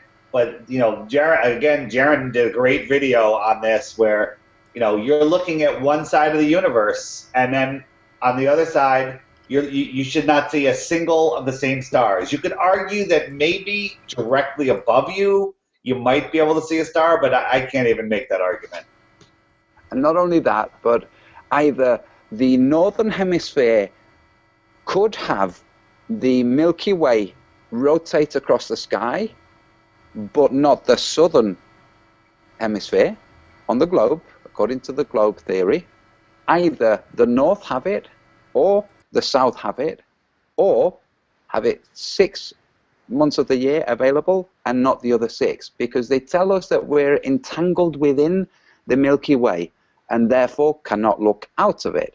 It's like, no, that's a nonsense. If you take perspective into account, we should be able to look towards the center of the Milky Way at some point and directly away from the center of the Milky Way at another point. That can be dictated by your latitude or season, but neither of those things actually happen in the real world. Yeah. I have a request. Geo, did you want to say something on this subject? I have another topic. Yeah, go ahead. There's a video that I want someone to make, because I can't make it. So from around December 7th to January, I think it's around January 7th, there's a month period there when the sun is in the outer, wider loop, as we understand it on the flat Earth, and the days are getting shorter as we approach December 21st in the northern hemisphere. They don't just get shorter by the sun sets a little earlier and rises a little later. It actually shifts forward in time during that month. So instead of, setting a minute earlier and rising a minute later, it sets at the same time and rises 2 minutes later, if I'm getting that right, on whether it's lengthening or shortening. So what that proves is that something is changing speed, whether it's the Earth spinning or the sun moving. It's changing speed. As it's getting farther away, that's making the days shorter for us. But it's changing speed. We know it's not the Earth changing speed, because we would feel that. We'd feel anything. So if somebody can plot that out, maybe in AutoCAD, or make a video showing how that is only possible by the sun changing speed. Because it's not, in the flat Earth model that I believe is, the sun goes around the Tropic of Cancer, at 360 degrees around in 24 hours, and to do the same thing in the Tropic of Capricorn, it's got to be going a lot faster. Well, that speeding up and slowing down isn't perfectly in sync with what we observe. And so there's a month there where it's shifting, where it's just finishing speeding up, and then it starts to slow down as it comes back in. So that, to me, is undeniable proof that the sun is changing speeds. Yep. Yeah. So that was interesting, David. I'm going to think about that one more. That video. Can I ask an open-ended question to everybody? Sure. It just kind of follows on to a conversation we had with Jeff Stewart yesterday, and we were kind of saying, or Antonio did a kind of thought experiment. He said, if it was 200 years from now and we all understood that we lived on the flat plane, what was the steps that took us from now to there, so we could conceptualize it. And Jeff Stewart said it'll take years and years and years to undo the programming. And GeoShifter contradicted him completely and said, no, I think as soon as you've got the truth, people can wake up once they see it. So I kind of wanted to ask that to everybody. I mean, what do you think? Do you think it will take a very long time to wake people up? Or do you think there could be, Madonna says the Earth is flat, and the next thing you know, everybody wakes up? Yeah, what he said is that it takes a very long time to brainwash someone, and an even more longer time to unbrainwash someone. Yes, and that's not true. It's the other way around. I think also, yeah. It takes 7 days to unbrainwash someone.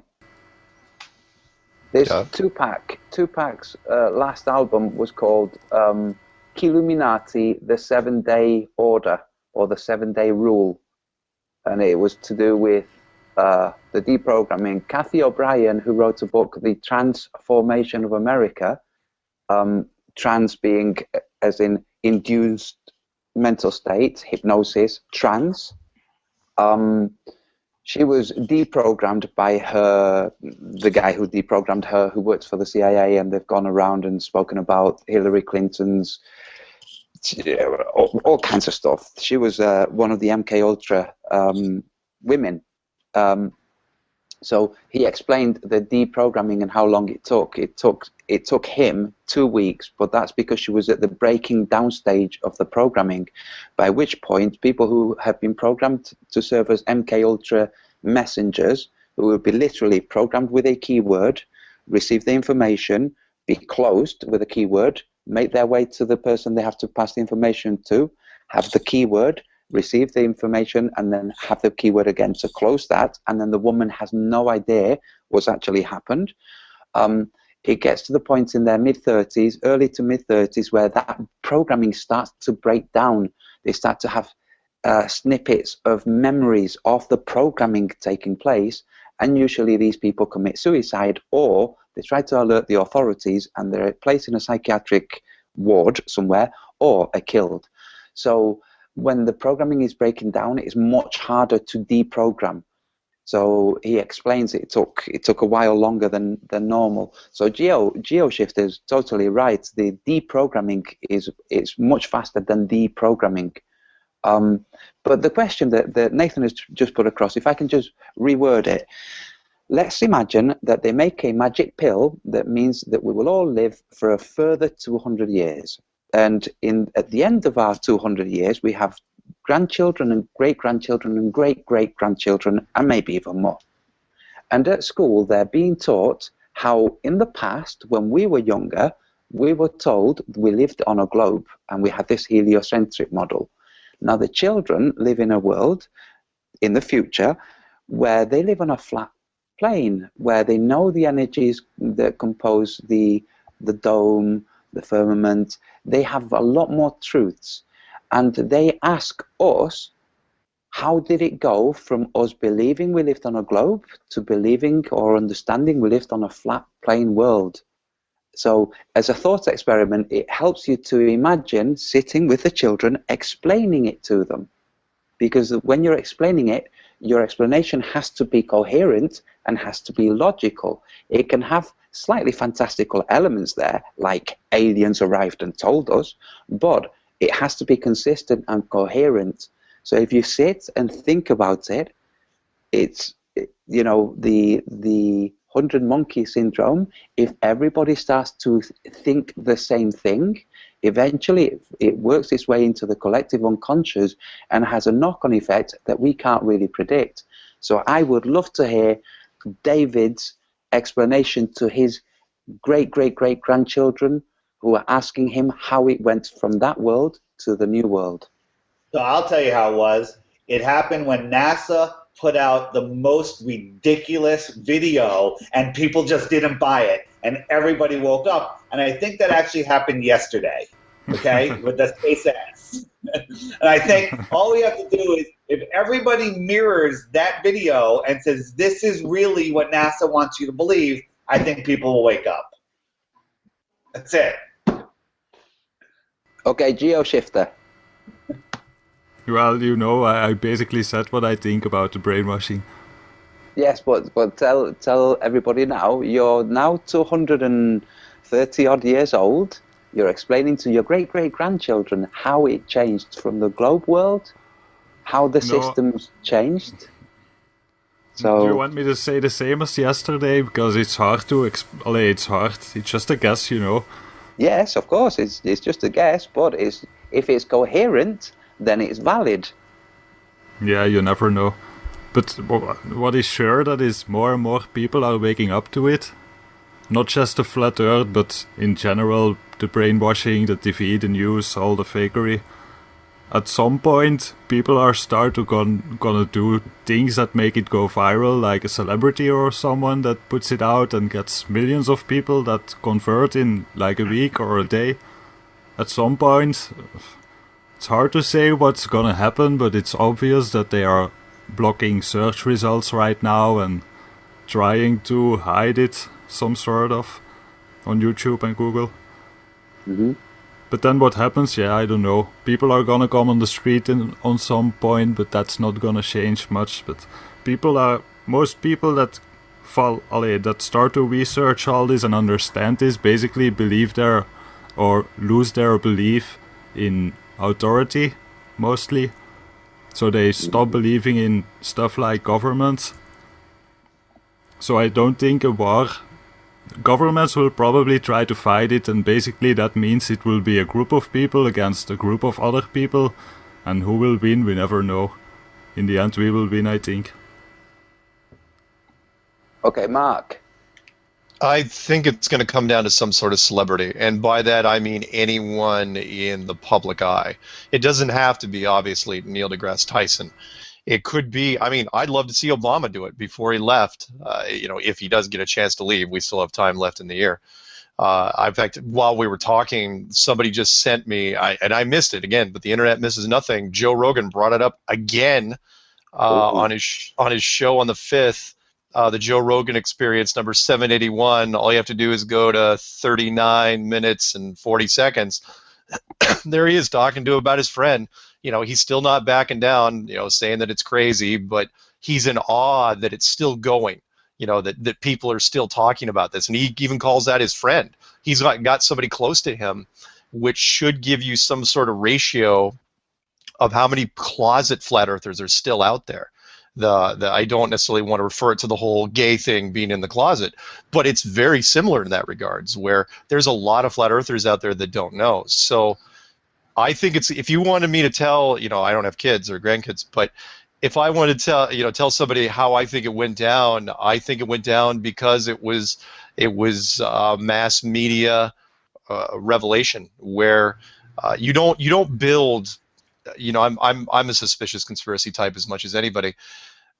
You don't build a massive social media infrastructure if you're not going to use it for something huge. And this would be the something, because you could broadcast it to anybody with a cell phone. I'm sorry, everyone with a cell phone, and every industrialized nation anyone in those countries would know within an hour. It wouldn't be mirrored so quickly all the way around. The only people that wouldn't know is people who didn't have their phones on, basically. So that's what I'm thinking is going to happen. I think some celebrity, not Madonna necessarily, but somebody's going to come out and back this. Remember, I've been calling this one where it's the third person. We already got the weird thing, the odd thing with Tila Tequila, followed by B.O.B. The B.O.B. Neil deGrasse Tyson, I really consider that one event because it was so intertwined. It's the third person, the person that comes out and says, hey, we should really revisit this. But it's got to be somebody strong that at this point who's not necessarily, can't be like Gary Busey, or it can't be a reality television star that's down on their luck. It cannot be Bruce Jenner. Yes. Although that would be interesting. So that's how I'm thinking it's going to happen. I vote Ellen DeGeneres. See, that's not bad. Ellen DeGeneres would be huge. She would be good. I'd even take Rosie O'Donnell back on The View, even though she was kicked off for bringing up Building 7 from 9/11. She was thrown off for years and then came back. I'd even take her, although she wouldn't be as credible. Do you know who I think would be really good? I don't know if you're familiar, if any of you have heard of Bill Burr. Bill Burr. No?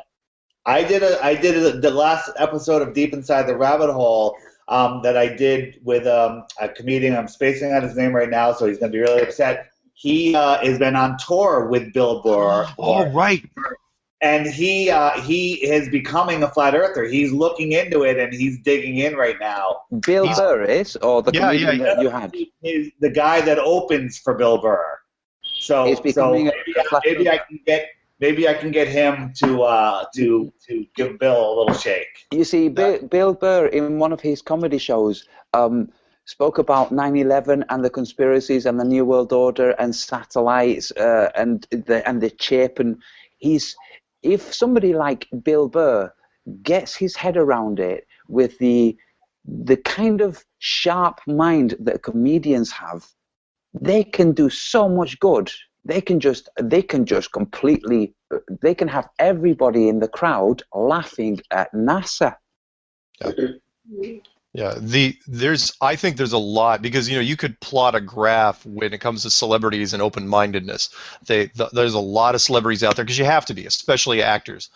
They get into they get into the whole, they expand their mind around this stuff, and I think this is one of those dirty little secrets that's in the celebrity communities, which all these celebrities, I think a lot of them know, but no one wants to get on that dance floor, because it's like, man, I'm going to look like an idiot. My agent will kill me if I say this.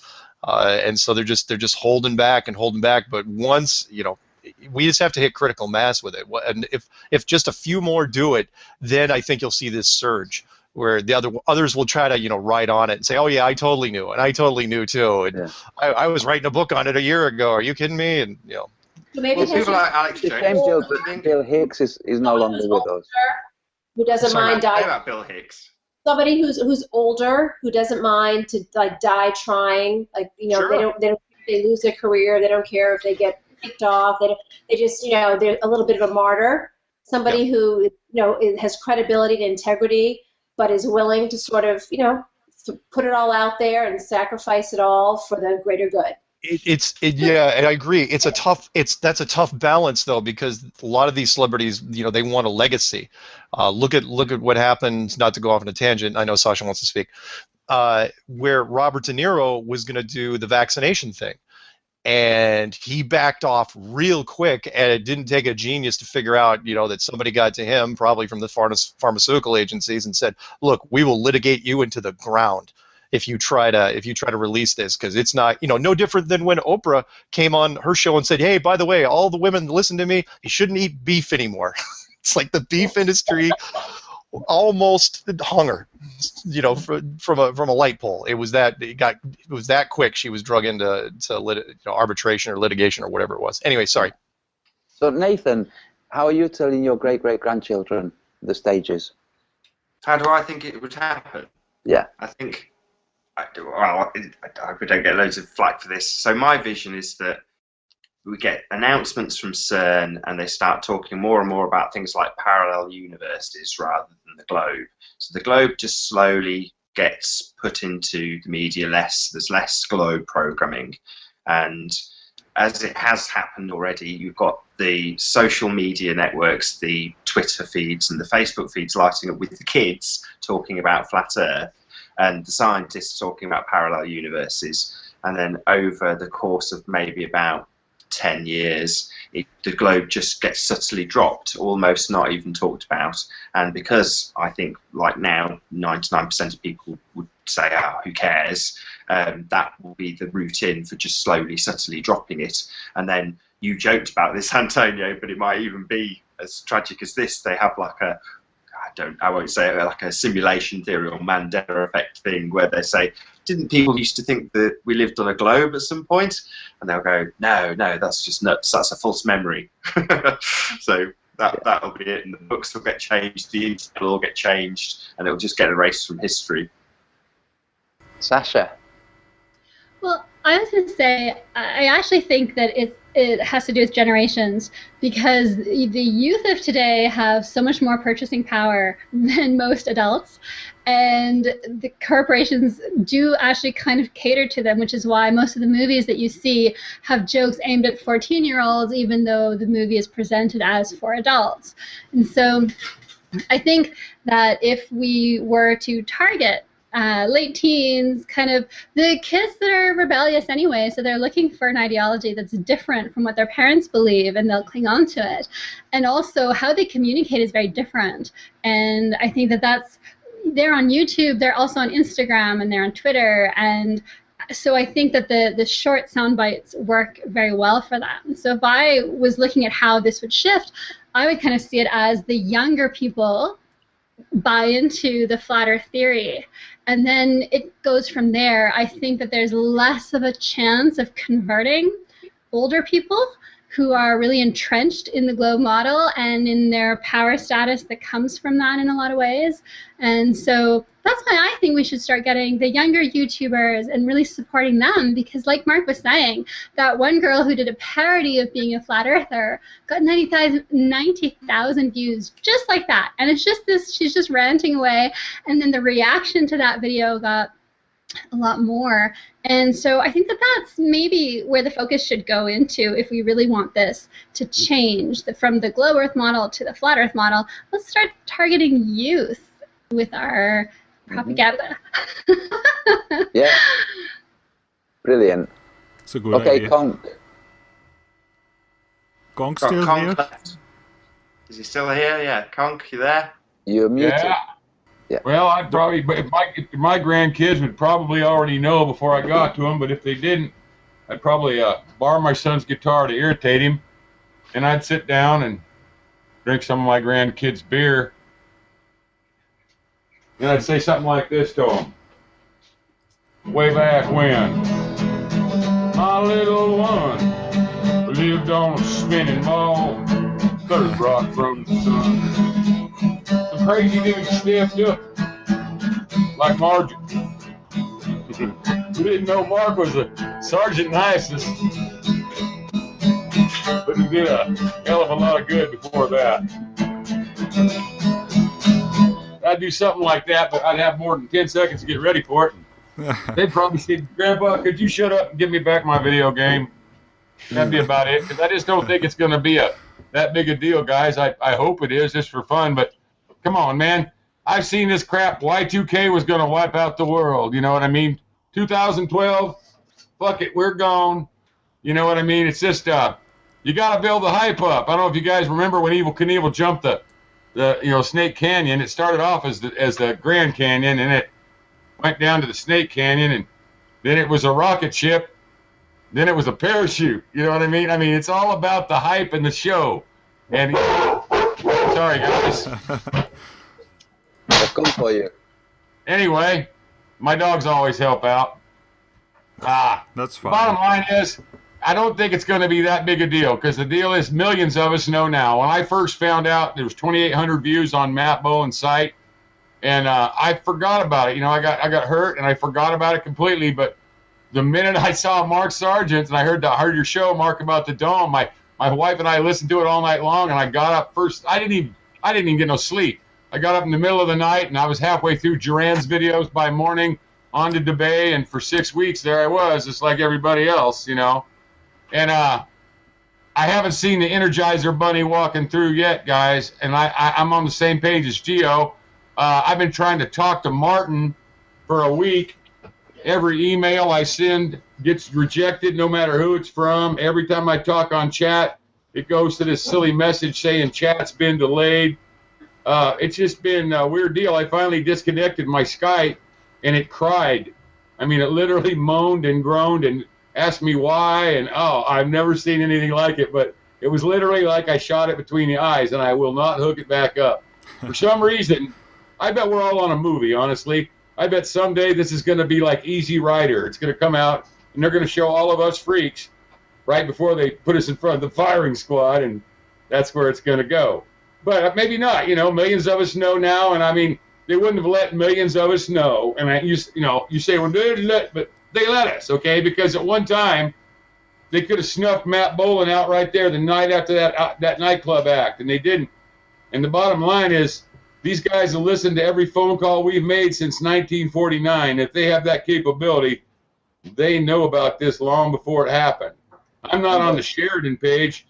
I mean, I have been in the last 4 or 5 months for a minute or two, but, you know, you just got to look at the big picture and see what society does. This whole thing about crashing society, it's just like 2012, and I'll tell you why. Too many people are investing money in things that are going to make money later on if people are alive. Without people, they have nobody to sell their crap to. What good's a bunch of gold if you can't purchase slaves with it and all the things that come with it? I mean, you have to actually put yourself in that mindset to actually even see how they think. If they wipe us all out or do any of this thing that's promoted on YouTube, it's over for them. No more cash. And in my 53 years, I've come full circle, and I just I've been through everything that you guys are looking at. I mean, not maybe everything. I didn't see what came out from NASA today, but all I see is things growing. You know what I mean? I don't see anything getting solved. I see more versions of stuff coming out. Doesn't mean I don't believe there's truth in every single one. I do, just like my videos say. But proof is in the, what was it Robert says? It's not what you know, it's what you can prove, and that's the bottom line. I hope my grandkids are telling me, to be honest. God bless you all. Nice. Did everyone have a good? That was a good answer. Yeah. Time for an outfit change. What do you guys think about Bill Hicks and Alex Jones? Bill Hicks is a talented comic. Alex Jones, he's funny sometimes. He's not as funny as Bill Hicks. They're the same person? Hell no. They're both at Waco together in 2 different videos, and they look completely different. Yeah. Debunked. Yeah. Why hasn't he talked about it? Why isn't he talking flat Earth? I mean, he gave one little mention to the Atlantean conspiracy, which Eric Dubay Money, hello. If he starts talking about flat Earth, his show's going bye-bye. He's the only guy with a syndicated show in the world that's self-supported. Yeah, Are you talking about Alex Jones? I can tell you because his producers contacted me through back channels, and producers aren't owners. Producers work for him, Mark. I know, but he couldn't. But it's to your point, which is he couldn't do the show because he couldn't figure out a way. He was scared, like a lot of people, of losing subscribers. It's like, can a show be done without using the term flat Earth? And either that, or he's been showed something about the Apollo landings that we don't know, because he's adamant on the fact that they landed there, and even I, since the day that they landed, haven't believed it. And I haven't, because I was supposed to go to NASA that night and watch it. And first off, we were preempted by a better family that got to scoot in ahead of us, which didn't make me too happy after waiting since 1964 to get to be part of the whole deal, and thinking I was going to be an astronaut and all the crap we all did. But the funny thing was, when they showed us the films, I asked my dad, like, how'd they get a camera down on the moon, Dad? You know what I mean? And I still remember saying that, you know what I mean? And at that point, going home and not wanting to put together those, did you ever have one of those little models that looks like the lander? I had a couple of those in '69. I don't know why people duplicated shit, but when you got stuff for Christmas, you get like 3 of the same thing, you know what I mean? And I got 3 or 4 of those little Apollo things where you had to do with the tester's glue and make them look like the little lander, which I hated in the first place.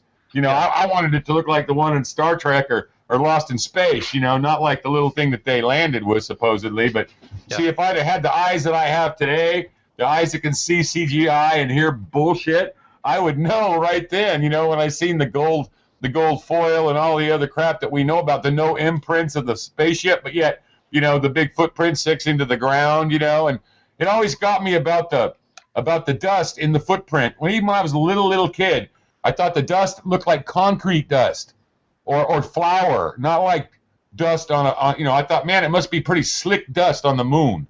Yeah. Can I just jump in, Mark? Sorry, before you go, because I really hear what you were going to say about. You're still presenting. Who is? I'm sorry. I will fix it. That's my fault.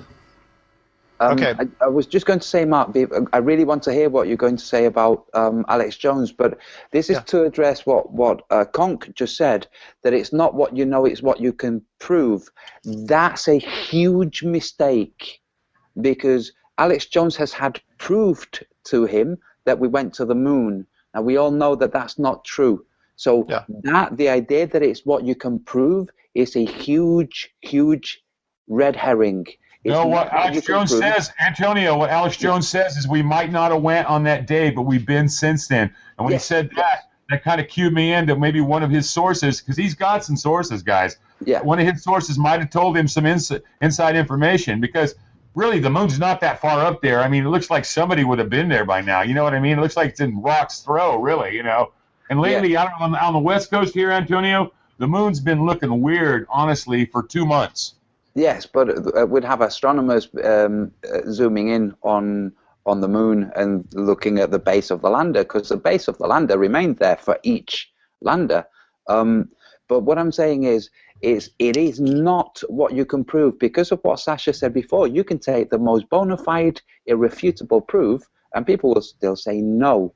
So what will have happened with Alex Jones is somebody will have primed him, pre-programmed him to accept the proof that they presented about going to the moon. It's not what you can prove, it's what you can know yourself. Because if you're the only person in the world who knows that it's flat, that's it. You're that one person. When that one person becomes 6 million, 20 million, 50 million, it is still that one person. It's all I am, me. Mark, the same when you're saying you know, all of us know, but we can only know personally. Proofs, we're still deferring to the authority of the person that's showing us the proof.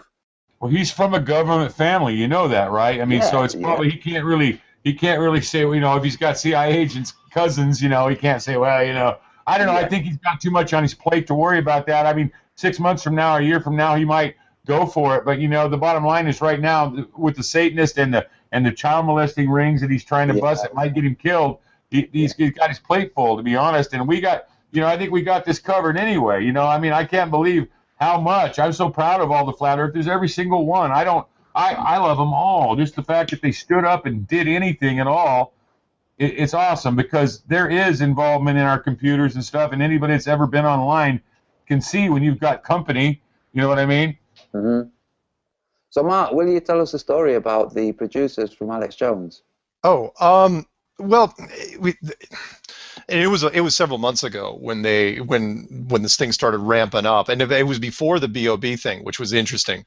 That they were trying to figure out how to do a show, but they didn't want to bring up flat Earth as a topic. They didn't, the term flat Earth, and they it can't be done with alternatives like enclosed world, enclosed Earth, Truman Show, firmament, all that stuff. I go, yeah, you can do all that, but sooner or later you can only dance around it so long, and sooner or later you're gonna have to deal with it. And I've heard this, I've done a whole bunch of podcasts by now where that I don't know, maybe 25% of them were nervous going in.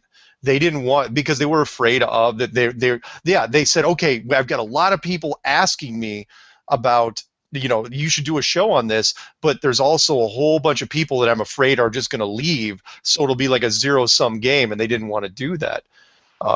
So the same thing was kind of like with other people. The producers kind of slipped it in, like with George Norrie on Coast to Coast. He didn't really know. He thought it was kind of a joke. He thought the producer was kind of messing with him. And only about 15 minutes in, when he was talking to me, did he realize, no, I'm not kidding.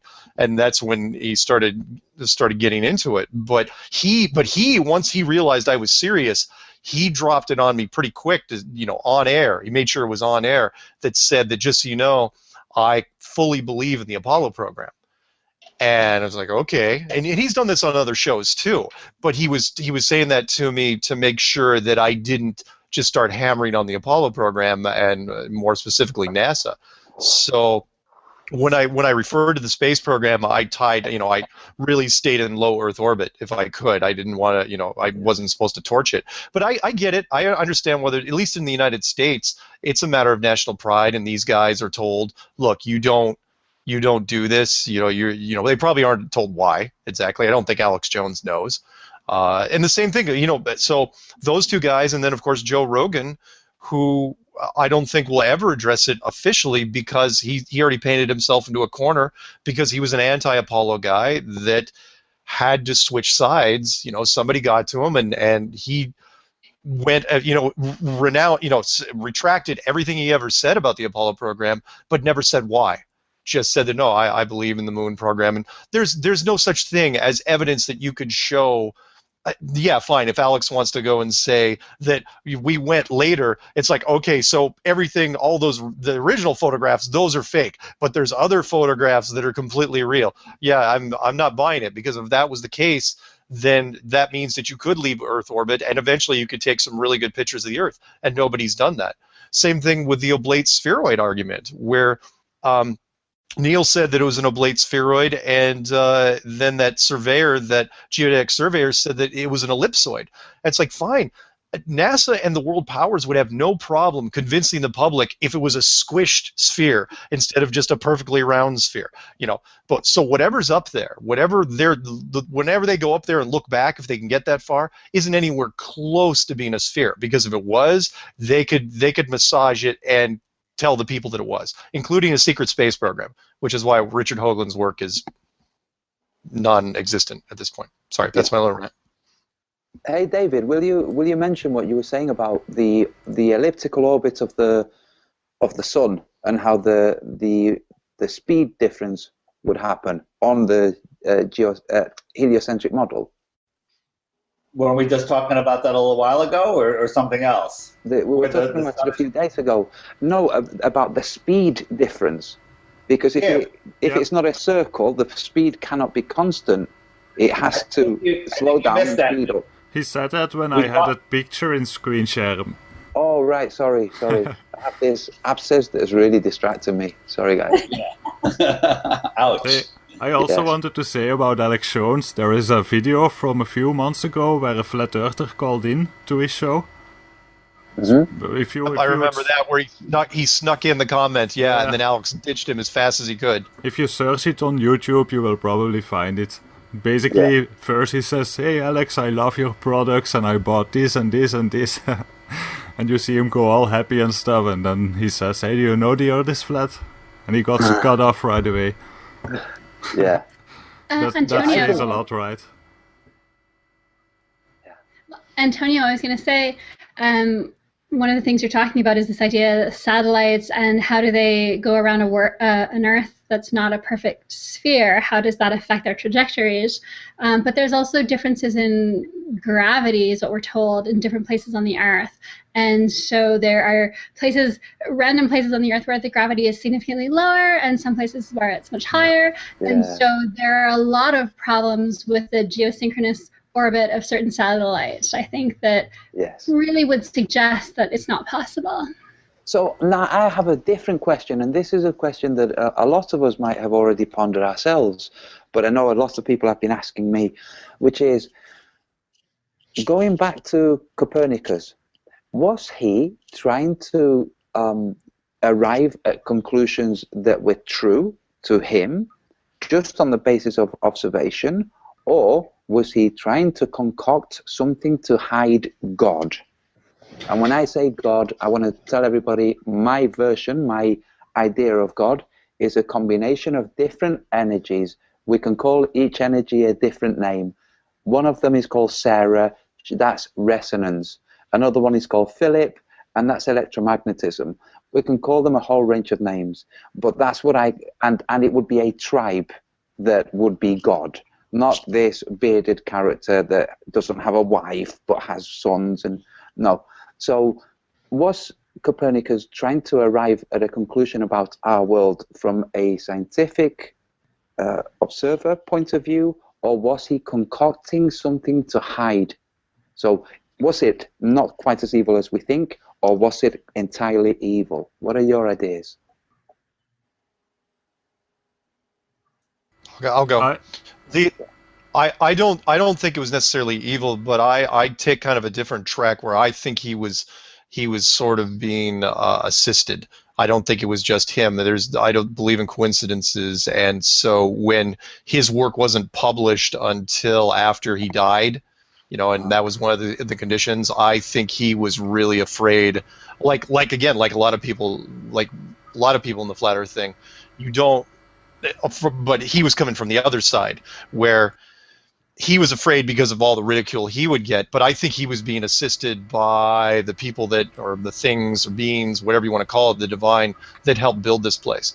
Because I firmly believe that you had to make it a globe model eventually to buy time, to hide the fence from us. And because really, as a civilization, I don't think we were really that interesting until the last 500 years. I mean, we had some cool history here and there, but it really, really ramped up over the last 500 years.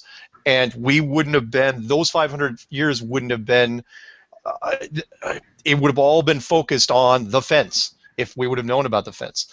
That's all we would have cared about. We would have been, had it evolved to where the explorations were going out, they would have just kept looking for it and kept looking for it, and it would have been a concentrated. Once the internal combustion engine came out, that's all we would have cared about as a civilization, rather than the small parties, including Admiral Byrd.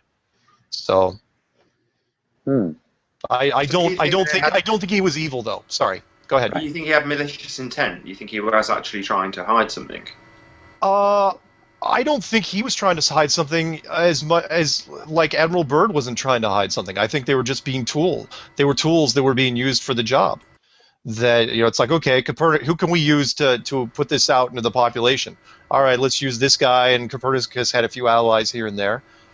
So do I think he even knew exactly what he was doing? Probably not. I mean, it's a massive leap of faith if you're going from a flat model to, and I'm going to put that in the clip of my next Strange World. I'm going to do the pullout scene from Contact with Jodie Foster, where it backs out from the Earth and it goes through all the galaxies.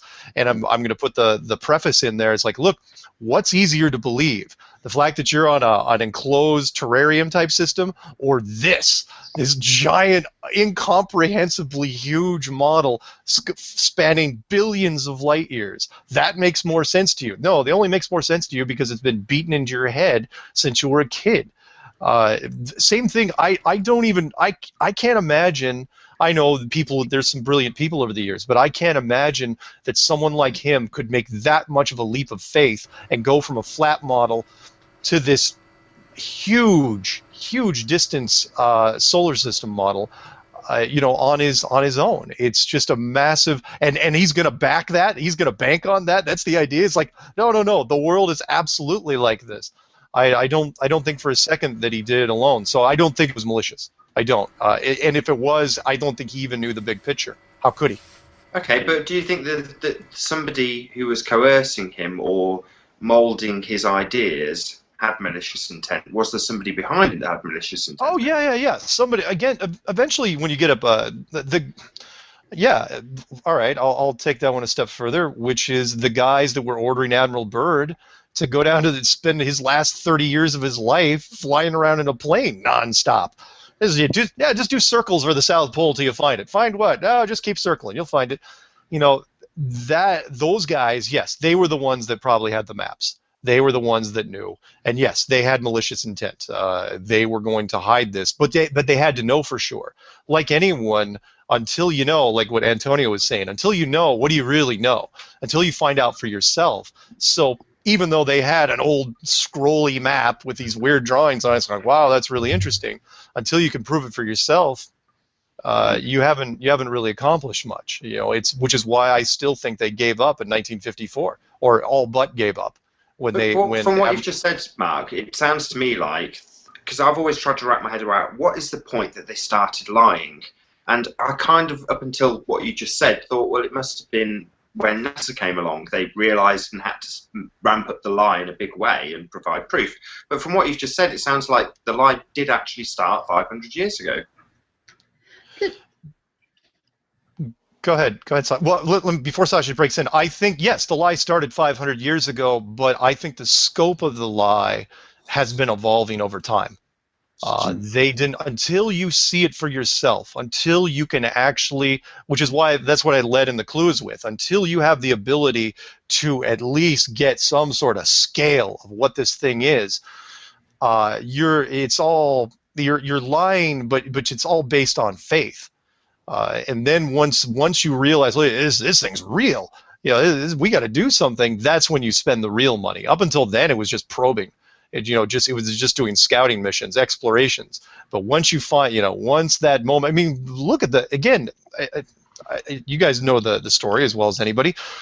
Until 1956, everything was, fairly small and self-contained. But after that, the money that was spent and the lies that they just kept spreading and the huge sweeping gestures was massive. And it just got worse after that.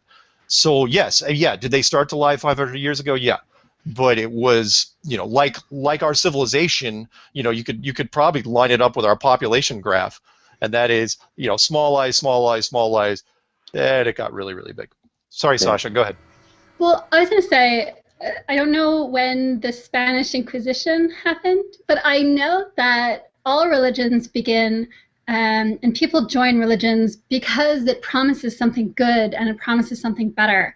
And then it gets corrupted, and then it just kind of becomes about power and control. And I think that there was a point where the scientists or the science-minded people in Europe were seeing the church, the Christian church, have too much power and too much control, and it was becoming something so evil and horrible. And I think that the globe Earth and the denial of the Earth as a special place, it undermined the power of the church. And I think that that's why you see all the intellectuals hop on the globe Earth train, because it was a way to defy the church and to try to move power away from it and to move money away from it. And I think that I in a way it's understandable, because the church was doing horrible things at the time. And so I think that the people that maybe knew this isn't necessarily true, that the heliocentric and the geocentric models are equally plausible, went with the heliocentric one because it was the opposite of what the church was saying. And then they started providing proof for it. And I think that we should learn from that, because now we're in the opposite situation where we have corporatism, where companies and corporations and governments are now the ones that have too much power, too much control, and are being evil and doing evil things. So maybe we should look at how they turned things around in that era and try to do the same thing. It was a religion, and they countered it with the religion of the globe Earth, and now we're stuck with the religion of the globe Earth. So let's counter it with the religion of the flat Earth and take control back. Yes. But real quick, she does have a point there. The Inquisition did start around 1478, and Copernicus' theory was around 1540-ish. He was building it. So yeah, the Inquisition happened just before that thing happened. How do we know that's when Copernicus came up with that? I mean, do we have real documentation that's of what that? I wanted to say also, because I looked into Copernicus for a long time. And it's a lot of different stories. If it's even real, if it's 500 years old, it has probably been changed like 100 times. So I don't know what to believe. Why do scientists do things nowadays? I think he was hired by the Medicis and intellectuals who couldn't figure out how to do away with God's scheme of things. And I think he was hired to come up with an equation, and he come up with it, and then he didn't want to deliver it. And so then when he died, they took it, like Mark said, and gave it to the people who paid him to do it. People don't do things. If you read the story...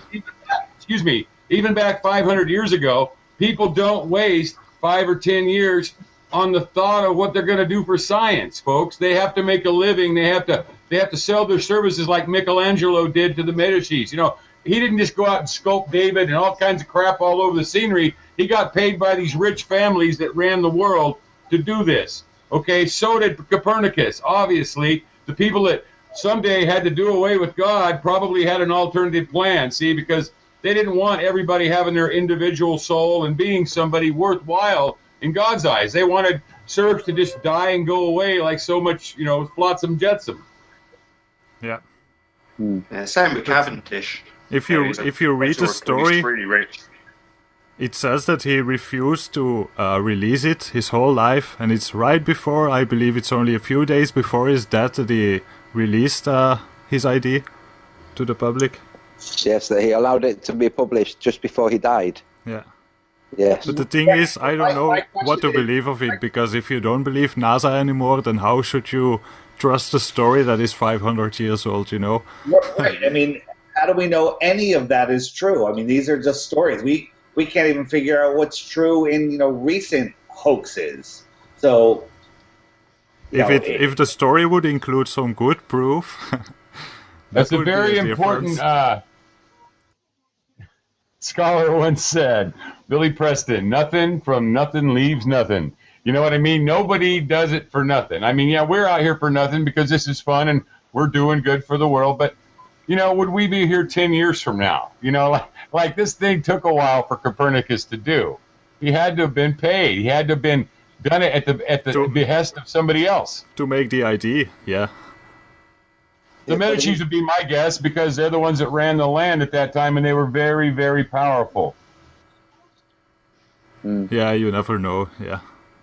On the same lines, what do you guys think about? I know Matt Powland did an interview about Stephen Hawking with a guy who was pretty out there, saying he was completely controlled and they've got a computer hooked up to him and stuff. But nonetheless, Stephen Hawking's pretty suspect. What's the general opinion on Stephen Hawking? Is he or isn't he? That'd be the question, huh? He's a puppet. Yeah. As long as he's alive, he's worth. It's going to sound Depends horrible. on what is. What? I think it's just mockery to fool us and show us how stupid we are. You believe a guy in a wheelchair that can't talk? I can tell you something. One of my roommates whilst I was at uni was this guy. He's a brilliant guy. We would have parties sometimes, and there would be cannabis, and there would be drink, and there would be music, and he would be in charge of the music, and he would be the host. So he would be having conversations and smoking a joint and having a drink and changing the music while he was writing his first and last draft of his essays. This is how he wrote. They were impeccable. He was getting first grades all along. And that's how this guy worked. Now, the original Stephen Hawking was that kind of guy.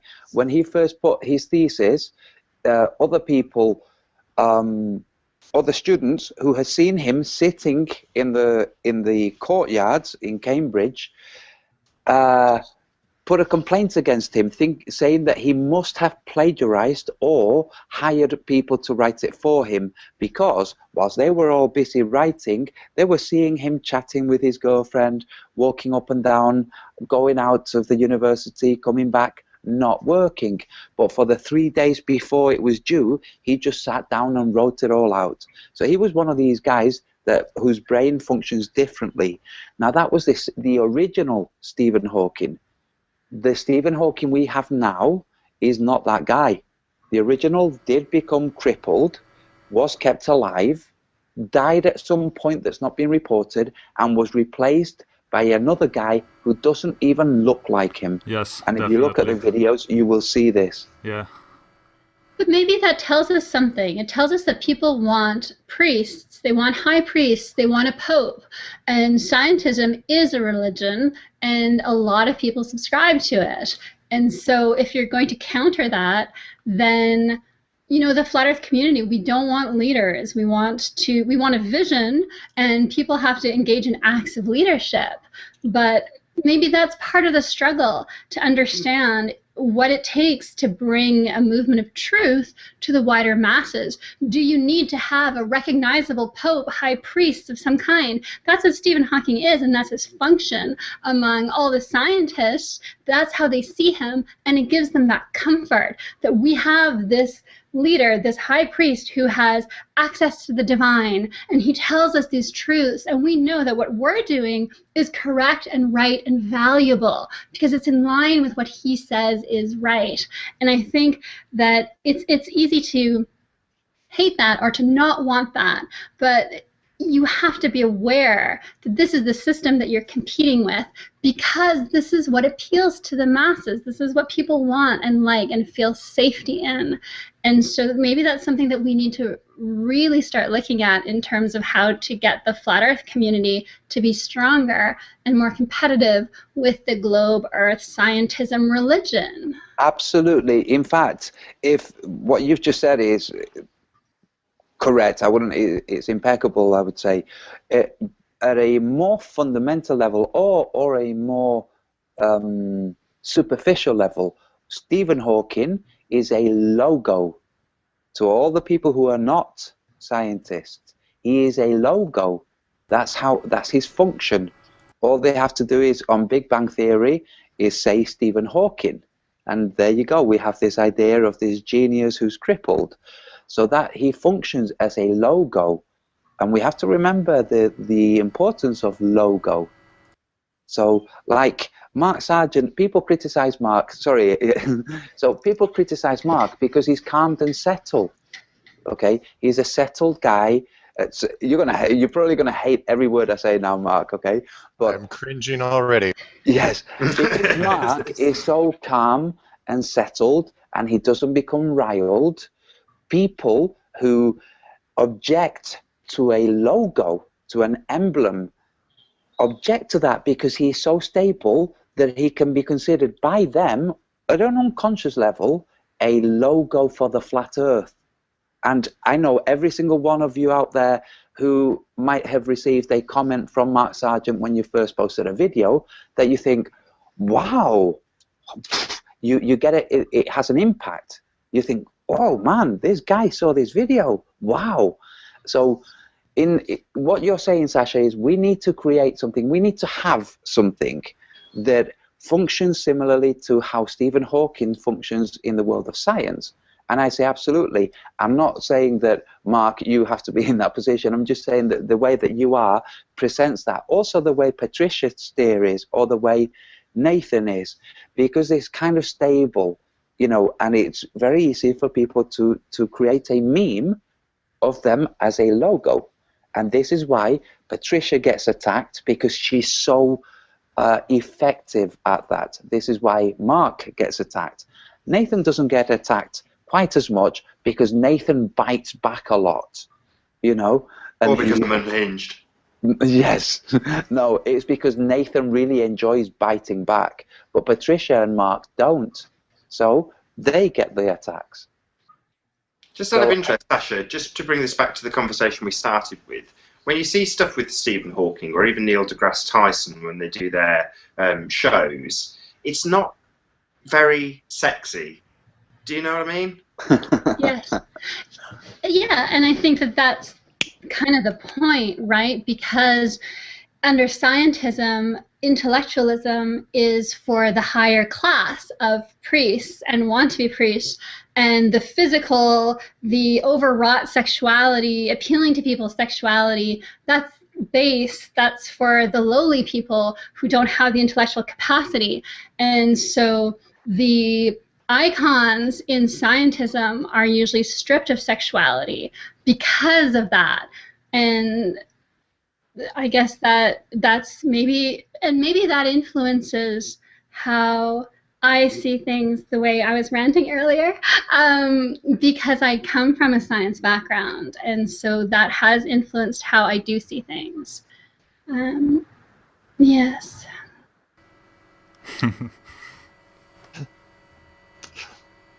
What's next?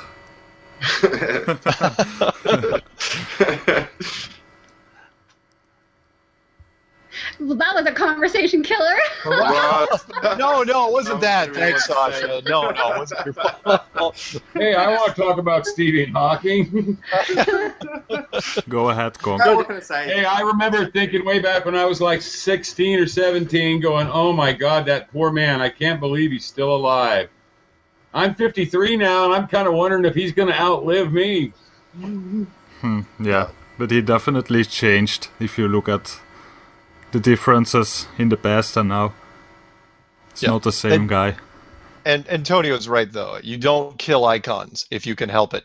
And if you can keep it going and the population, you know, well, honestly, I think KFC, if they could have figured out a way to do it, would have kept Colonel Sanders running for a long, long time, you know, push him around in a wheelchair. And in fact, there was this a series of ads they ran, I don't know, 10 years ago at least, where there was an older gentleman, and he was such a dead ringer for him that people were saying, is that him? Is that him?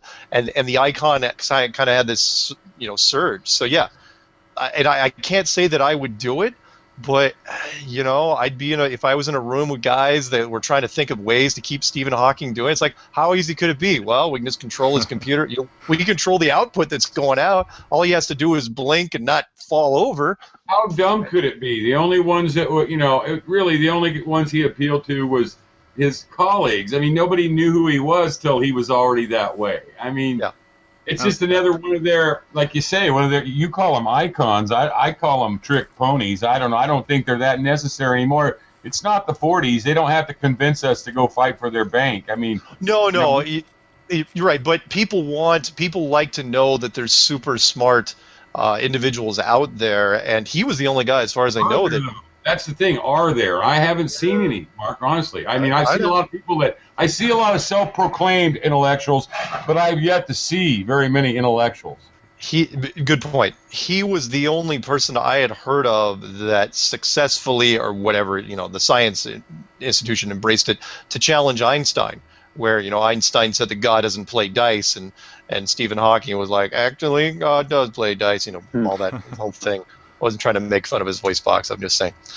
Can I jump in here with something, which is, we're talking about putting people on pedestals and making people icons and having high priests, but this is kind of the thing that I took from Flat Earth, which is it really empowered me to think, wow, I can go out and look at this stuff myself, and I'm not trying to make myself grandiose or anything here, but kind of that's what Flat Earth has given me, a sense of empowerment to go out and look for myself, rather than look to the media, look to the high priest, look to the Neil deGrasse Tysons of the word for answers, instead of just opening your own eyes. So for me, that's the thing that I don't know how to push that on people. When they say, well, what difference does it make? I kind of get exasperated and go, well, it's made a massive difference to me. How can I relate this to you? And it's frustrating because I don't know how to do that.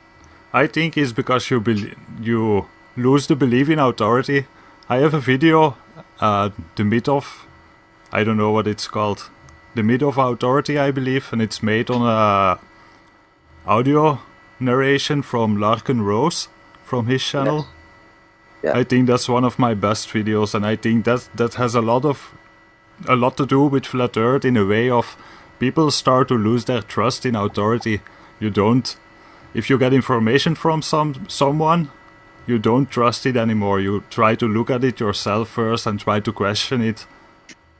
Yeah.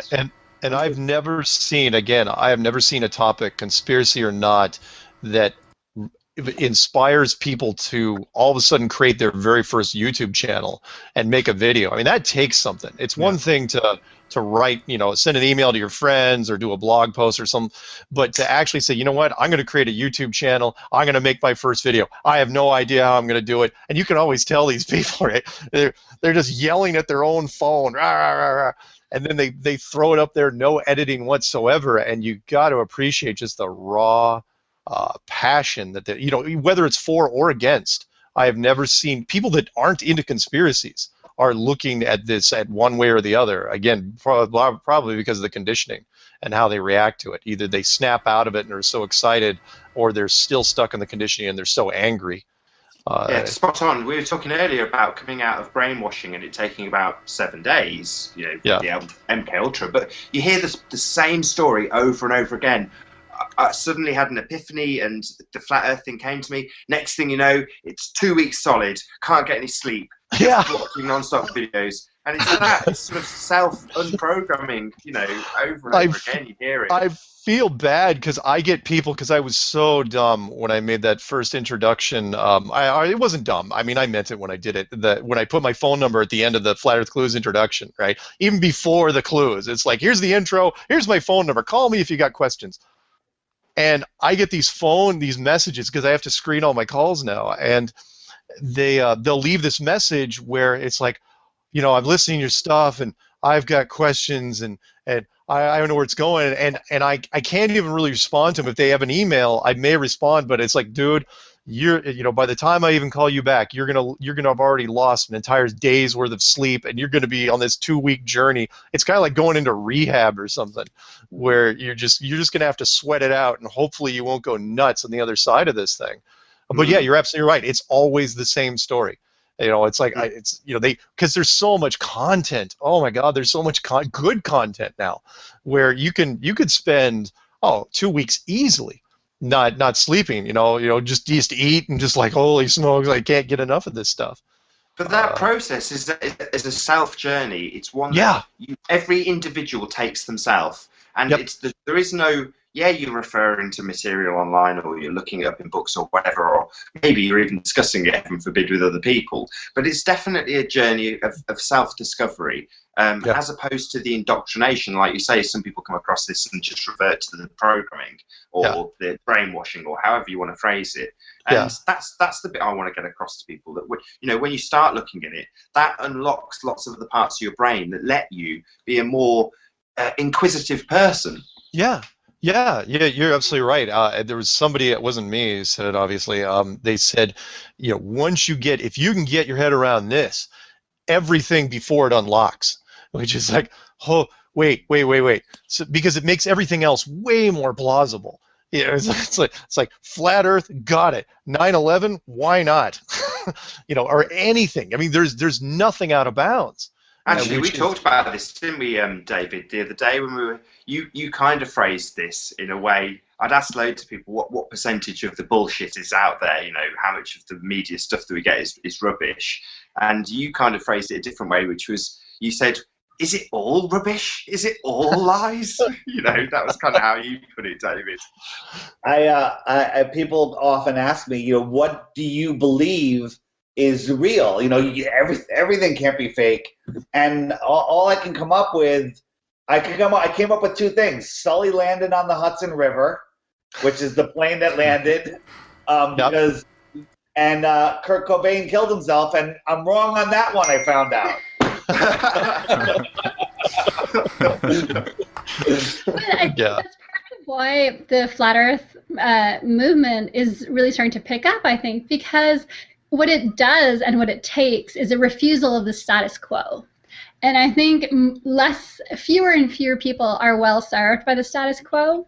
And so more people are willing to reject it, and more people are looking to reject it. And so I think that's a key part, right? Yeah. Everybody, honestly, I don't want to take away from the other conspiracies, even though I look at them as all second tier. Wow, that was a Freudian slip. All the conspiracies leading up to this. That is going to kill us. Subliminal messaging. I'm actually making a video with that clip right now as we speak. Oh man, yeah, this is a good one, guys. I totally didn't mean to do any subliminal hot sex messages. I totally didn't. Sargent Science at 11. Oh god, I completely forgot what I was gonna say. All the conspiracies up until this point have kind of set the stage for this, because everyone was, they've been getting bigger and weirder, and I'm not kidding, where I kind of treated like you're running into a street magician that you didn't want to fall for it again, because the street magician just hitting you right and left, and you don't know which way is going, and so it gives you a breather, and it's like, okay, now for my final trick, and you're okay, all right, I've totally got this one. You're never going to get me. It's like, yeah, that's right, the card was in your back pocket the entire time. And that's sort of like what the flat Earth was, because everyone went in with all the hardcore conspiracy guys that were really open-minded. They're going, yep, I will totally see it coming. And then it's like, no, you won't. No, you won't, because this one was this one was before, and you even were old enough to know what a conspiracy was.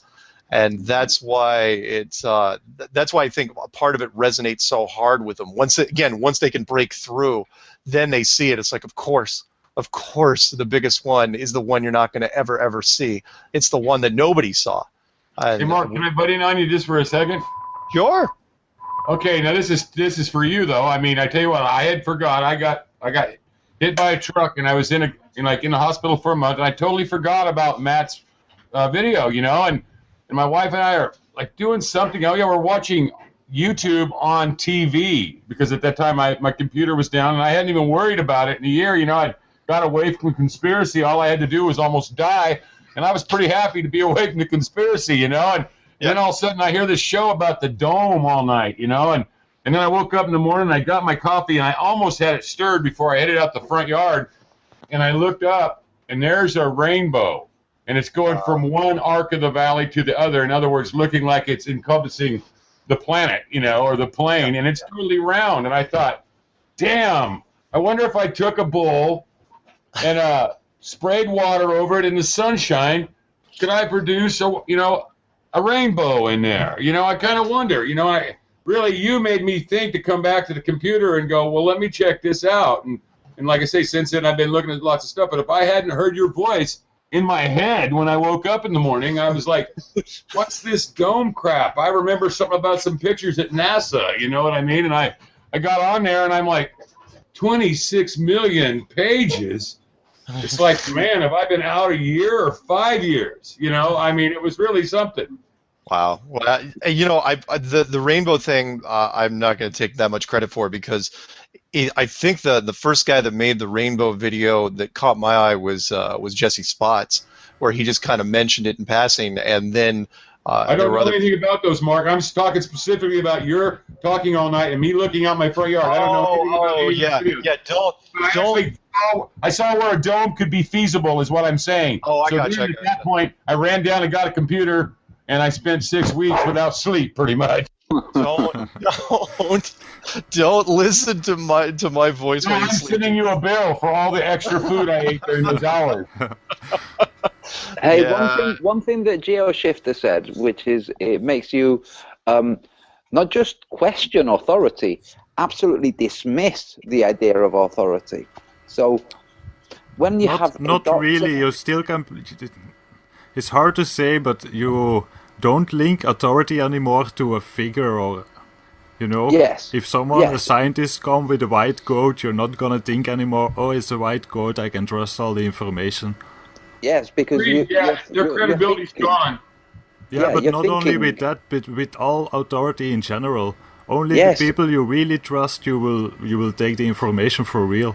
which is how life should be. And so even then, yeah. when a doctor's talking to you about a flu shot, you're thinking, you probably think we're still on a globe. And it just, it puts things into perspective. That's a good way to put it. Also, just to, because I've noticed some of the chat, some people thought that I was talking about making an icon of one of the panel or some other flat earther. That's not what I was saying. I was not saying to create an idol, which is something you worship and follow and revere. I was talking about a logo. For instance, the swastika. Me just saying the swastika made you conjure up the Nazi symbol. So if the flat earth has 1 or 12 or 50 logos, that they help promote the idea. Now it's just a case of conceptualizing them, of actually drawing them out. That's what I was talking about. A logo, an emblem, a symbol that represents. And I was saying that Stephen Hawking is being used as a logo, the same way that some people see Mark Sargent, the stable areas of the flat earth community, as logos. That's what I was explaining. Sorry, logo. Yep. Well, I'll start taking off my shirt more. Sorry, go ahead, Sasha. Well, I just wanted to say, and it kind of keeps drifting in and out of my mind as I'm trying to focus on it, but I can't do all the research I need to do about everything that I have to make choices about. There's a limited time in my life, so I need to know, okay, if I need advice about something, that there's someone who has a passion for that and a curiosity for it, and they're willing to spend the majority of their time researching that. So then I can turn to them and say, look, I'm doing research on flat earth, I'm doing research on other things, I don't have time to do research on this particular area. So you have done research in that area, so can you tell me what decision to make? Because I don't have time. And then that becomes an expert. And then maybe other people around me say, oh yeah, that one guy's done all this research on medicine. And so we all turn to him when we have questions about medicine. So the idea that you can somehow not have leaders, not have authority figures, not have experts, we need authority figures not to have power and control over us, but we need to know that there are people that we can turn to for information about things that we don't have time to collect for ourselves. And inevitably, those people will come to have power in that domain. And that's how humans work, that's how information works, that's I don't know that those two are as easily divided. So what works best is when people have equal power. So I'm an expert on one thing, you're an expert on the other thing. But there are always going to be some things that are harder to learn, and those people are going to have information that is harder to get. So they have more value, and they have more power because they have information that we want. So I don't know. I just worry that we're becoming so theoretical and so abstract that we're becoming naive, that we're kind of starting to suggest a utopia, and we have to be realistic and work within the constraints that we have if we want this to be something more than a fun game, hobby, flat earth belief that we talk about, right? This takes us full circle back to bikini-clad girls. No. I don't think for a second though that this is going to be a part-time thing. If for nothing else, then I have seen something I have never seen before in the conspiracy world, which is direct responses by high-profile authority figures that shouldn't be there. And I didn't have much of a doubt when Obama made his speech last week when he was talking about that, but there's no reason at all for him to bring that up during the last year of 8 years worth of presidency, as he should be touring the world and saying his goodbyes to everybody and helping the campaign stuff. Why would you ever bring that up? You don't understand. I know it seems like a long time ago, even though it was only a couple months ago, that night, when a Grammy-nominated rapper calls out the world's most prominent astrophysicist, and the astrophysicist gets into a Twitter battle, followed by a rap song, followed by him going on Comedy Central and doing that stupid routine where he drops the mic, and then the next morning watching Leonardo DiCaprio talk about the flat Earth with the Pope on camera. These are things. And not only that's just the public figures. Not to mention all the stuff as NASA has done. For example, we were saying that there's no pictures of the Earth from space. What happens? 5 months later, NASA releases the second blue marble shot, and then admits it. Then they turn on supposedly the Himawari satellite from Japan. Then they release all these different photos from the moon and all this different stuff. They're scrambling in ways that I've never seen. Where they didn't have to. They could have ignored this, and they haven't. Which is why it makes me think that again, there's something coming down the road here, which is even part of a bigger setup. And I'm not going to give Max Egan too much credit by he's saying, look, it's part of a trap. That line from Star Wars, it's a trap. But that's what it feels like. That there's something else coming. And yeah, part of us are. I'm not going to say, Sasha, that we're running naively into it, and that we're hoping for this wonderful, this wonderful golden age thing at the end. But really, what choice do we have? It's too enticing not to run into it. Everybody that gets into this thing, they lose. You don't lose 2 weeks of sleep because you think it's boring. You're absolutely sucked in. There are books and movies that don't suck in people like this does. And so, again, I think it's coming to. I think there's something bigger coming down the road there that even will challenge our imaginations. Just me. Something I want to. Wait. Sasha can go. Okay, well, I just wanted to say, Mark, I do believe in the golden era at the end of this, and I do believe that we can move towards a better way. But I just think that it just can't be done overnight. I think that it has to be a transition. That's all.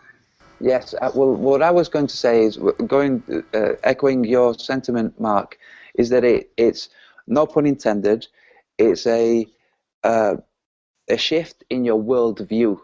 You view the world differently, not just the physical structure. You view all the people in it, all the things, the coincidences, the synchronicities, the media reports. You view everything differently. And with this other way of viewing the world, the ideas that are available are much freer and have a much wider scope than those that are available within the parameters of the globe mind. In fact, just in terms of cosmology, the globe mind has trapped cosmology. Now we're looking at lights in the sky and discussing what those lights are, rather than thinking they are huge balls of nuclear fission out there in space.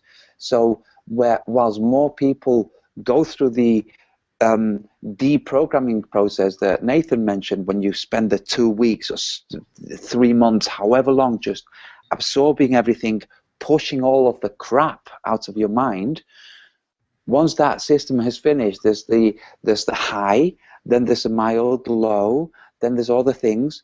But the thoughts that are available to the mind that has been cleansed, when you mention, Mark, the hive mind, that is such a beautiful concept, because what's available right now, all of us know that there are many, many videos out there that have been made by other people who also have part of the hive mind. Now, as more people join in, more maverick minds will join in. So they will conceptualize ideas that we didn't have. They will put them into video or into words, and then we will also have them. So the way the community is growing, I think, is absolutely brilliant, and that it isn't going faster than it is not a problem. There will be people out there, like Brian Mullen, for instance, who need to really look, really process, and then when they've really processed, come out with something that's just a whopper, you know? Yeah. So, Marty, and then there are people, yes, absolutely. Yeah, look how long it took him to make that video. Yeah, and then there are people who get it overnight and have really spontaneous ideas, like spraying flat earth on the side of a sea wall. There are all kinds of different things that are all available for the world to have. But it all comes with this change of perspective, this world change. It's a paradigm shift, without a doubt. Agreed. But don't start graffitiing walls. It's not good. I won't do it again. You will be arrested. I won't do it again. I don't mind. Everyone can do it.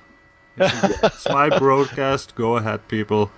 Hey, if anybody is listening that was the person that did that spraying, well done, you. No, bad. I have a question for everyone. Yes.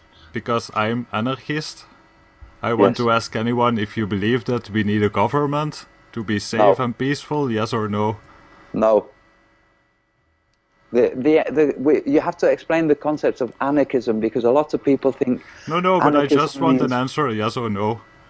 Oh yes, but if people think that anarchism means lawlessness, which is not what it means, then... Yeah, but it's not really about anarchism, just a question, do you need a government to be safe and peaceful, yes or no? No. We need structures. We need structures.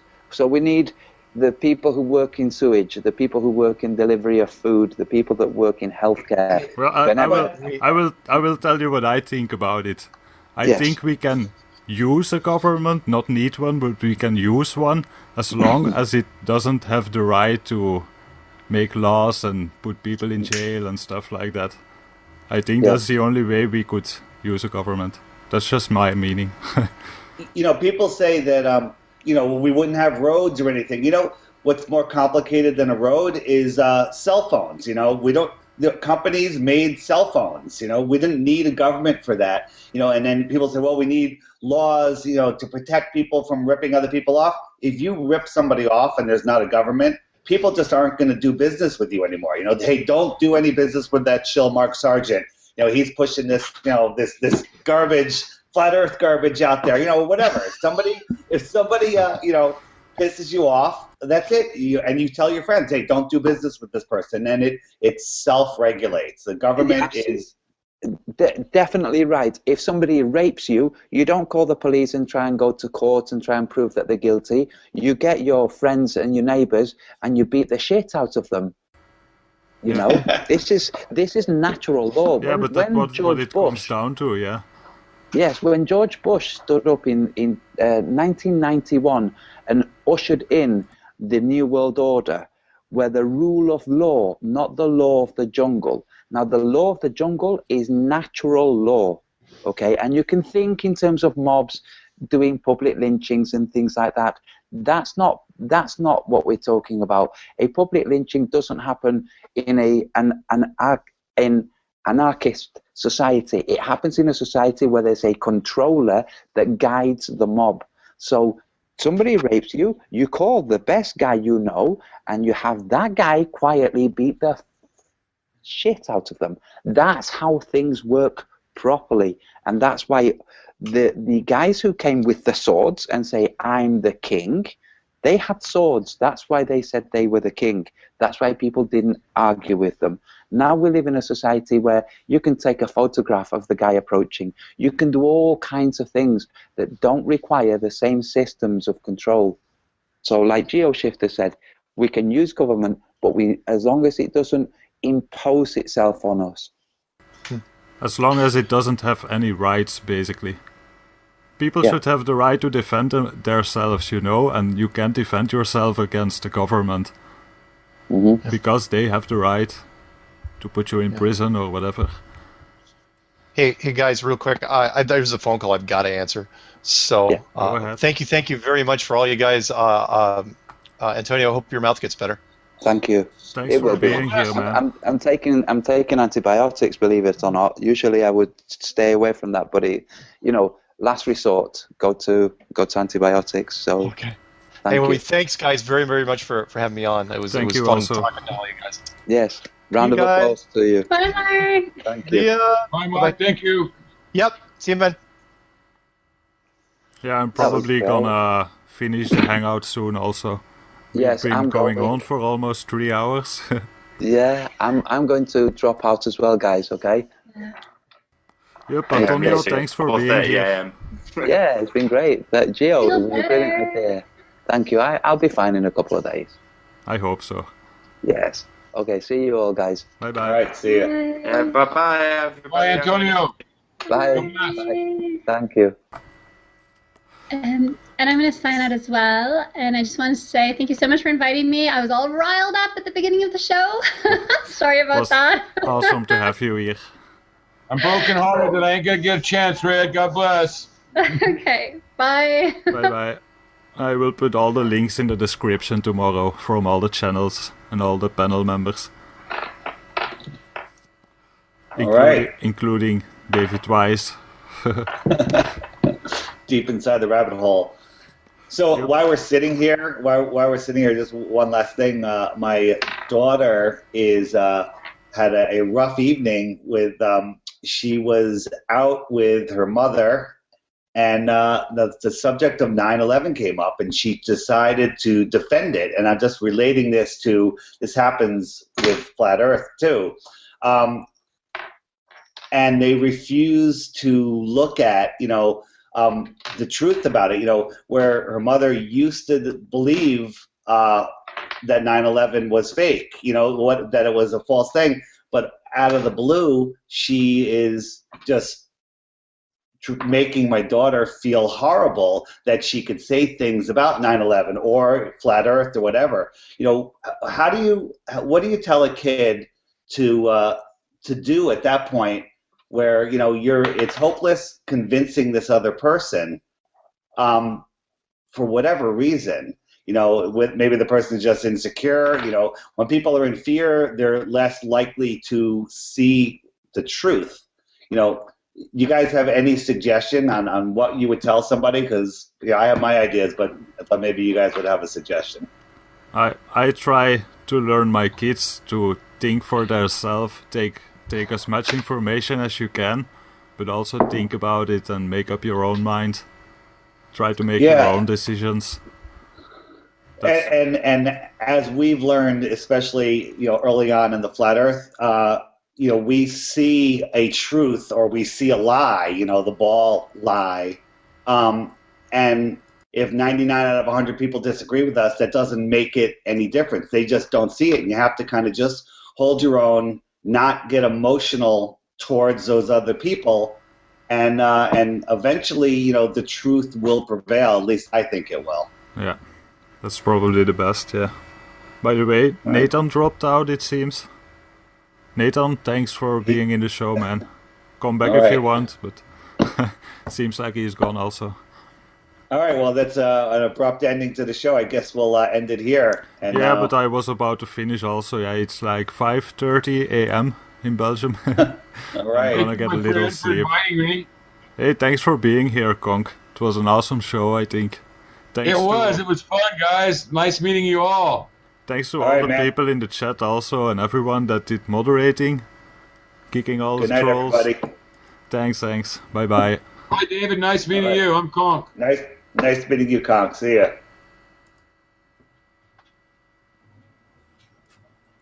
Thank you, Conk. Bye-bye. Thank you, Geo.